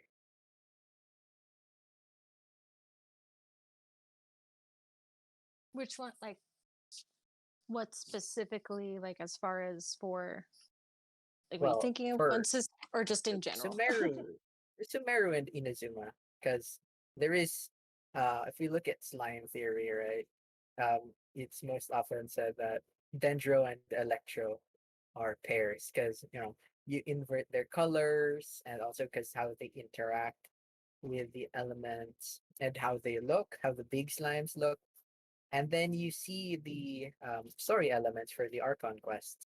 It's all roughly speaking about an Archon that has been manipulated by a very corrupt government for the purpose of um, attaining power. So, like, the Sun Children. And yeah, and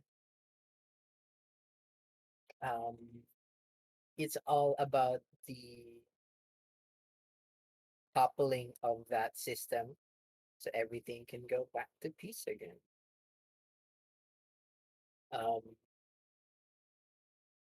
and it also mirrors some stuff about like what we've learned so far as we go through the Inazuma and Sumeru Archon quests with Urban Soul and all the timey-wimey stuff, which weren't really timey-wimey things in Sumeru. But yeah, they are similar in some ways. If this is correct, then maybe the story in Natlam and Fontaine uh, pairs up as well. Maybe for Snezhnaya and Leo. Maybe in Snezhnaya we get to see something similar to the Leo Archon quest with us fighting some god or some organization and a lot of people working together to unite a bunch of opposing forces uniting to fight an even stronger force. I'd say Yeah. Liu was about like the representation of the people and like the representation of their independence and um Yeah.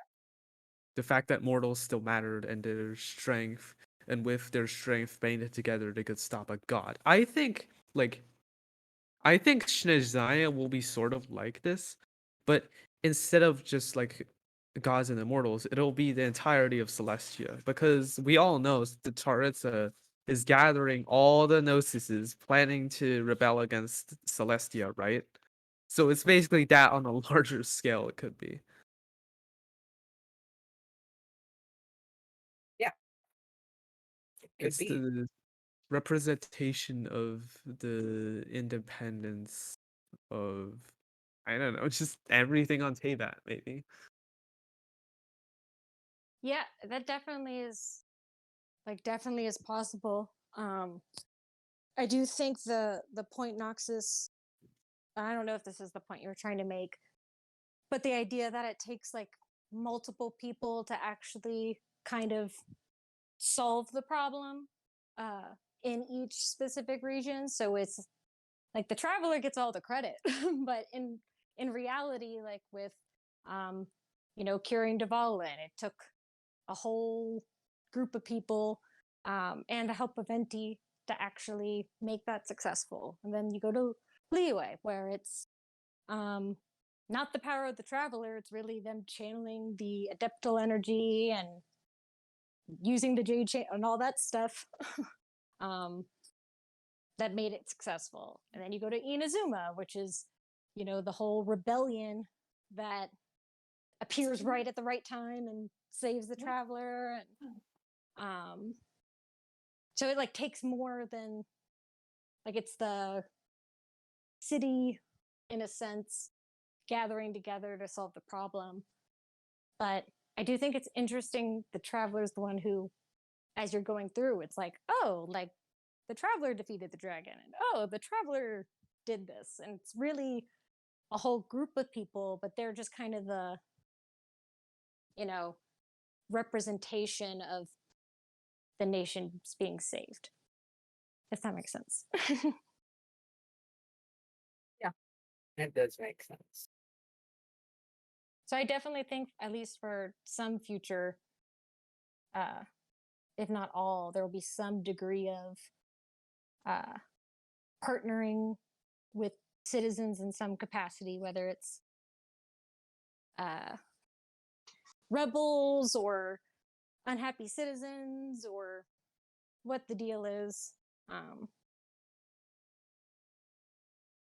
Some type of, or all, even for actually the traveler defeating Scaramouche, where it got like the power of all of Sumeru through the Akasha to help the traveler at the very end after the 168 samsaras or whatnot. So yeah, it's just in what form, I guess, will it appear? Because possibilities are endless, I guess. Yep. Yeah, well said. I was gonna say, I do definitely think that there's going to be some kind of like where the traveler is going to be the criminal in a land of judgment. I mean, yeah, most definitely, right? If not, I'm going to be really sad. Because though I guess that kind of already happened to some extent in Liyue, so maybe, or maybe it'll be like the reverse where like everything seems to be going fine. But I mean, there's already like discourse, like something's going down in Fontaine. So, but it would be, kind of crazy with getting put on trial and then something like that. Maybe the twin comes and saves you. That's my headcanon right now. My headcanon is you're going to be put on trial and like the Abyss twin has to like come and save the day or something. Maybe. Yeah, I really like the idea that by the time we get to Fontaine, we're already like moments away from a divine nail falling. I really I would really love to see that in game. The effects of punishment of judgment being uh sentenced by Celestia. It would be interesting. Because You want Celestia, to watch a according to whole like, nation die? I mean, not really. I want to see how it happens. So you It don't would be so you very don't think all 7 of interesting. them have fallen already? Like you think there's some still to fall essentially? Maybe, maybe. We don't really know what the turmoil is that's happening in Fontaine right now. But it is something that's getting everyone riled up. So, uh, Lieben swords are exciting me. Yes. Well, we know it's some kind of energy crisis, right? That's what the one guy said. Yeah. So the possibilities for what that could mean when energy is, if you think about energy gone wrong, like in Nahida's story quest, where, you have the energy of the dream, the jhana, or however you say it. I don't know how to say that word. Sorry. But then when it starts dissolving, it turns into chaos energy, essentially. So the fact that energy in Tibet typically equates to elements, and so the potential for what can go wrong as elemental imbalances uh, escalate. Uh, so yeah, if there are nails still to drop, I could totally see that causing a nail to drop there, because you think elemental imbalance and the resulting um, issues that can occur, like with the corruption in Tainari's story quest, or with the elemental imbalances that cause the mud to appear, and all of that stuff. Like that definitely could go wrong very quickly. um, Yeah. on a bigger scale, and then boop, nailed. That was the nail dropping. It's gonna make a boop sound if it happens. Gonna make a boop I sound. can. Yep. That's No, 100% fact. nothing terrifying whatsoever. Alright.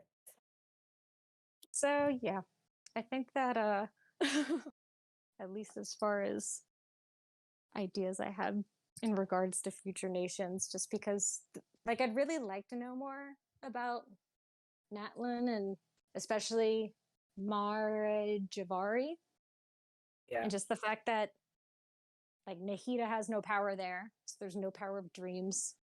Venti has no power there, so souls are trapped essentially. Or like the whole silence, ash, lots of fire.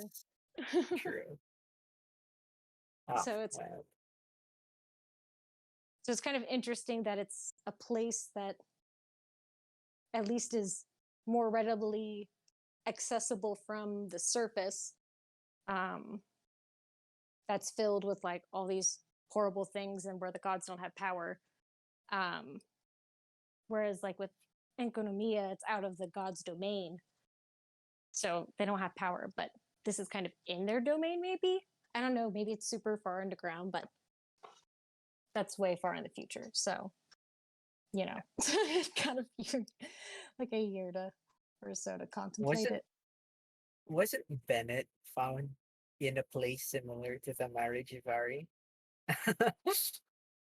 Yeah, I I think That's remember where like he was found. Bennett was there's a headcanon there's a story or some kind of piece yeah. of evidence that says Bennett was born in somewhere like where the wind does not blow, I think.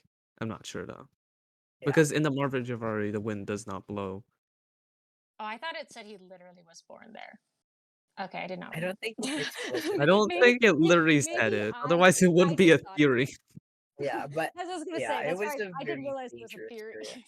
I was gonna say I didn't Yeah. realize there was a theory. I guess I was like, oh, I thought that was fact. I guess I just never looked into that. I mean, it's highly likely, but yeah, that's more evidence into the monster. That's yeah, it makes Mondstadt even more sus than ever. It is a ticking time bomb of lore waiting to happen. Yeah, because it's really interesting that it's like you came back to Mondstadt. Like you like there's a lot of other stops on the way. You didn't you didn't see any other. But I guess maybe if the Yeah. adventure was from there, then that would make sense. I obviously have not looked into it, considering I thought it was a fact. It was more. I have not looked into this at all. But hold on. Oh, so but that always mean we could see. So the one thing about the energy creating monsters was it was the energy dissolving into chaos. Like the dream falling apart that created the monsters, like the abyss Yeah. monsters, which I think is super interesting, because it's like you basically have the power of dreams, which can also literally, like that energy can create a god and might be equivalent to, gnosis energy.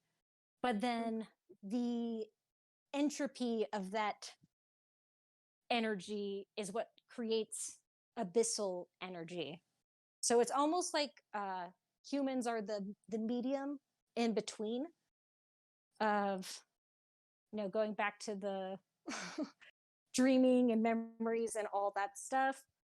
Um, is that energy can entropy into chaos, but if it flows through the correct medium, it makes, happy dreams or something. And then if you try and falsify it, it can fall apart and create issues. So yeah.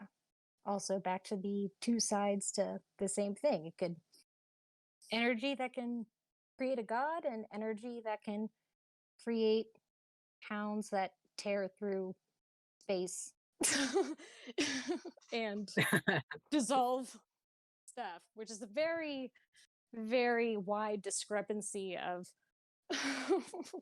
of what something can do. It's like, oh, it can, create a god Yeah, of this world, or it could create the very thing that destroys the world. yep.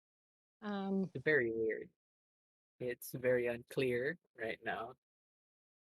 Hence, I really want to know more about how the light and void realm interacts. I don't know. It's just very unexplained right now. Maybe I the think that next time we see Dane, we may get some explanations to it? Question mark. Yeah. Well, I think the idea, like with a lot of, not even necessarily philosophically, but just even with the idea that like light always casts a shadow, is that the interaction is almost there. You know, you can't have light without having the dark side, without having the shadow side as well. Um, so Yeah. it's yeah. Order and chaos. And I found a really good theory a while back talking about how I don't know if it's confirmed, but basically the stuff that Ermincel doesn't use or doesn't need to use is essentially like put into the abyss or the void realm and is um inevitably recycled again when there is a purpose to. I find that fascinating because number one, the void realm is the abyss is very, very chaotic. Um, I don't know if this ties into the chasm event because I didn't get the chance to play it. But didn't they also enter like weird spaces that defied time? And by the end, they were like escaping this weird force or whatever. Yeah, so they were trapped. It had the power of illusion. It could create stasis. So essentially, like, they didn't have to eat and they didn't feel tired, even though they knew that enough time had passed that it should. It could pull information from their memories and actually, like, create illusions with it. Um, but then those illusions could also become real. Uh, so yeah, it was definitely a chaotic space that um wasn't peace like nonsensical. I'm not going to use any Honkai terms, but there's other examples in Hoyo games that are kind of somewhat similar with the idea of chaotic spaces kind of being pieced together and whatnot. But yeah, it definitely had the stasis property and um pulling from memories to create illusions. And then at the end, like as they're trying to escape, uh like tried to big blob of whatever it was. And then Xiao was like, nope. And then just whooshes everyone up. It was very epic. Um so Yeah. so yeah. There's a lot of variety as far as it was all like the same like kind of abyss energy, the red and black type of dissolving. The one thing that was interesting is like the space wasn't outright trying to kill them like while they were in it. It was like almost trying to like mentally wear them down, I feel like. Um but yeah. So I don't know if that's where you were going with that, but I don't know where I was going with it. I never know my goals for these types of things. Um, that is interesting though. And then by the end, it seems like it only became more aggressive as they were trying to escape, right? So it seems y- like it it is fine with allowing you to be in it, but yeah, there are measurements set up so that you can escape easily. yeah, and only through the combined power of humanity and God or demigod could you actually even, well, that was just maybe fantastic compass specific, but yeah, I was definitely trying to consume souls, um, and was connected to the abyss, um, or was created from sealing the abyss, um, or is the result, yeah, what was left over from. So Yeah. All right.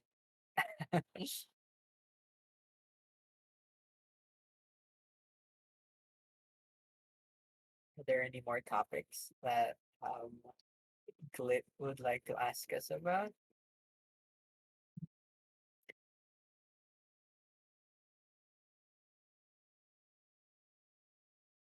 I don't think we lost our host. Glit, are you there? Sorry. It was just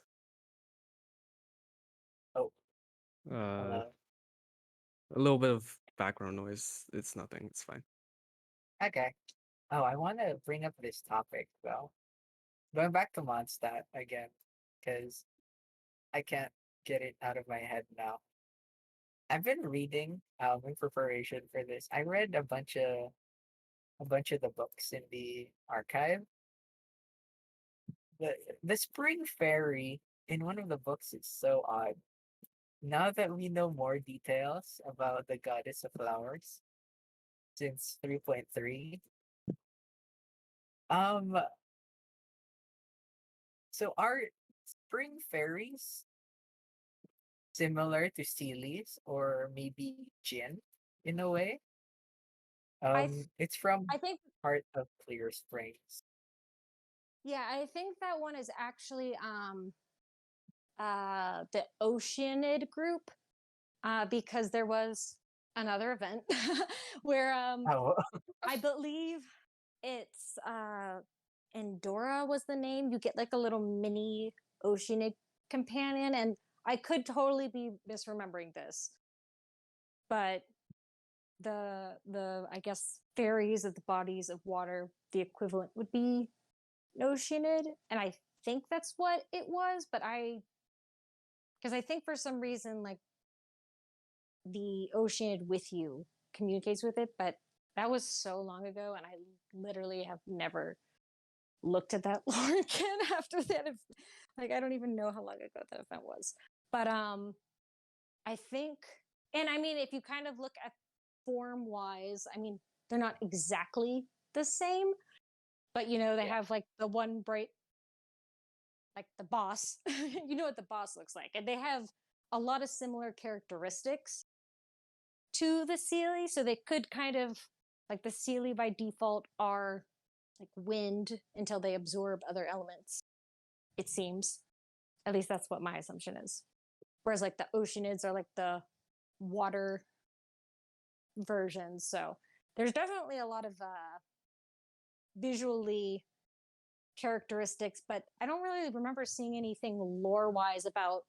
And it could just be the terminology. Like maybe they do fall under the Sealy category as a whole or something, because they look similar, but I don't know if they're a different variation, if they're, you know, if they fall in the same lore tree, even though they do look similar.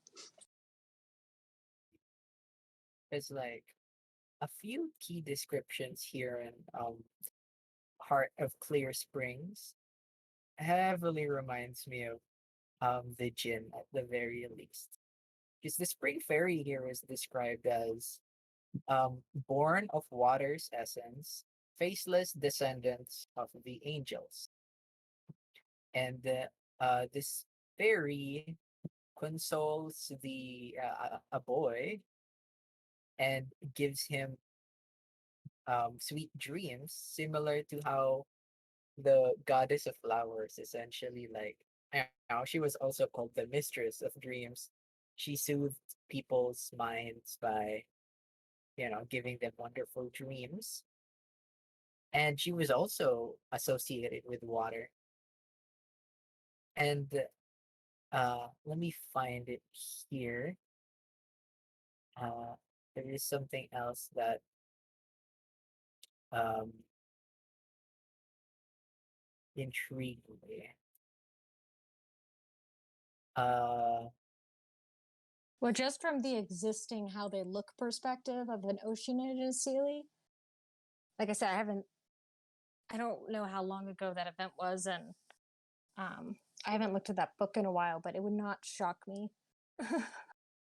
yeah, It could just be Oceanid is like the very specific name given to like a water Sealy or whatnot. And someone if there asked, are eh, um, okay, oh, we can answer. Someone had asked a question, but you could finish your thought. oh no, okay, you can go with the question answering. Well, they had asked Andreas has met a living Sealy. What are um, the thoughts on this, and could this be linked to the spring? So that's a you Where does question. it say this? I And don't recall where it says this. well, it talks about a um lone wolf meeting a living Sealy in the Drunk oh Tale. I mean, that Um, could be just like an oh allegory. It doesn't have to be real, given that it's this. What's the source again? a a drunkard's drunkard's tale. tale. Oh, A I haven't Drunkard's read Tale. that one. Then given it's mostly just like a story, a tale told by a Maybe, drunkard, yeah, no less, then it's probably just maybe going to be an allegory. For example, like the true. Battle Pass story. Well, actually, one of the stories is told by a wolf, so it's not just the drunk. Oh, A I drunk see. wolf? No, uh, it actually like talks about um essentially having the dream of the wolf getting intertwined with the human, drunk human, maybe. Not sure if I remember correctly. But it's like wives are or not wives, wolves are children of the moon, not of the wind. Like wine is not for us. Like that's why stay away from wine and all of that stuff. So it's kind of interesting because it also talks about like humans finding hope in delusions, and there's a lot of definitely check it out. But I have not read Heart of Springs recently enough to connect it to Drunkard's Tale, and it sounds like Noxus hasn't done the opposite of that, where he's read Heart of Spring, not the yeah. and not a Drunkard's Tale. So as of now, I don't have an answer because I have not looked at Heart of Spring in a very long time. So, um, the interesting That is, point though. So I'm going to definitely check it out. this is interesting. I'm reading a drunkard's tale right now. What? Yeah, a wolf did meet. It's mentioned outright that a wolf met a Sealy. What? Whoa. Well, Yeah, the wolf could be like symbolic, I think, is what. yeah. Um, I don't think the seal is Where really is it? symbolic, but but the wolf It's interesting. hypothetically. I wonder what Yeah. this could mean. Oh, I remember Oh, the Sealy's curse is to not be allowed to fall in love, right? yeah. I remember Interesting. given even though the Sealies are sort of like more connected to Mondstadt, I can sort of connect this to like ancient Chinese tales. Oh, There's this ancient Chinese legend that tells about like a farmer meeting sort of like this maiden from heaven, and the maiden and the farmer also falling in love. However, the heavenly principles did not like that, so they basically like exiled the maiden from heaven. Or I don't think it's exiled, they basically forcefully took her back and then forced her to never go down to the mortal realm again. Are you But talking about the cowherd and the weaver girl? yeah, probably. Yeah, that. I was gonna say, because that was literally, I was like, oh my gosh, the star associated with that is literally the name. Like the cow. I'm sorry, you can continue. I will continue this thought after you continue your thought. Okay, maybe we lost him. But Al Haytham, like the name of his constellation, is literally the name of the star in this story of the cow herd. Wait, whoa. really? Yeah, yeah. So like the Sumer connect. it. I can't believe it. I actually can't. Sumer character connected with Chinese folktale. What the- Yeah, so basically, I actually was like writing a thread on this, and then I never finished it. But basically, the name, so it's the name of his constellation also is equivalent to the Aquila constellation, which this star is actually a part of. But originally, the star specifically in the cowherd and the weaver girl story, um, that's actually where the name for the constellation derived from, was the name of the star specifically. So you have the three stars in that group, which I'm not gonna, I don't think we have the time to go into all the details right now because I think Yeah, we're very soon. you But probably don't. basically, the cowherd story with the whole Deshret goddess of flower situations, whether, you know, can take this in the non-romantic sense if, since she also kind of calls them friends. But basically, she's divine. A lot of times he's depicted as mortal. Sometimes it's, Yeah, there's a variety, but essentially, yeah, what you were saying, the heavenly principles or celestia, um, puts them on opposite sides of the Milky Way, which is how the stars actually are, and they meet one day a year for a festival, kind of. Well, not for a festival, but there is a festival in multiple Asian countries to celebrate it. And then the third star acts as like the bridge, which would be maybe the Rukkhadevata star. Um, so yeah, it's basically the Weaver girl. If you think of, I don't know, there's been a lot of theories about fate tying in yeah. to the goddess of flowers, and the fact that weaving and fate are very closely associated. And then the like cow herder, um, you know, shepherd of the people, um, that kind of Wow. thing. So yeah, like I said, we're ending soon, so I can't really go Yeah. into it more. But that star in that story, Al Haytham's constellation name, the star's name is Altair. So do you want to go look into it? Altair, Nice. Vega, and Deneb, I think, is the third star. But the whole story like paralleled very nicely, I thought, because at the end of one of the Deshret lore pieces, it's asking Rukkhadevata to do a favor for their mutual friend. So it's like, oh, maybe it's like the Magpie Bridge that, you know, does something. Whoa. That is so cool. Yeah, it's in my dead thread list, so sorry, thread. You exist in my Oh brain wow. only.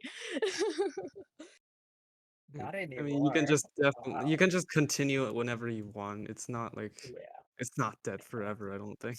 Yeah, that and like You can the always other come back on for 60. more ideas. That and the other like 60 threads I have, like Catherine's. So Yep. if I don't finish it in one sitting, it's usually never gonna happen. Um, but I Yeah. think That's that called spontaneous working for you.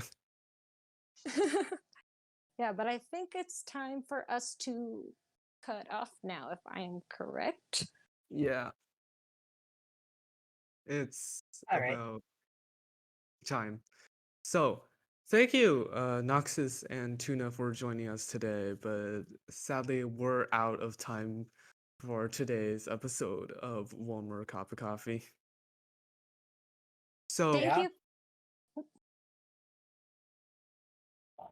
Noxis, do you have anything left to say for the audience? Um, I don't know. I don't. Thank you for sitting through this long rambly discussion. I guess. Yeah. I know Yeah, that one more cup of coffee segments aren't usually this long this or episode went for 3 hours. complex. Yeah. But You thank two you sure for can ramble. listening.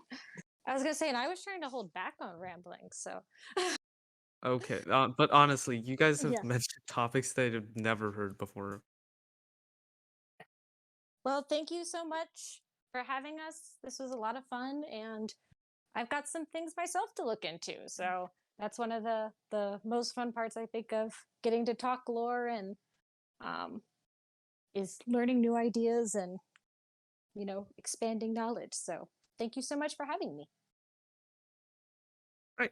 Same Thank here. you all for listening in. We'll see you next time for one more cup of coffee. Goodbye. Now we TTF. wait for the credits to roll. Bye bye. Is that it? Eventually. Bye. Yeah, bye.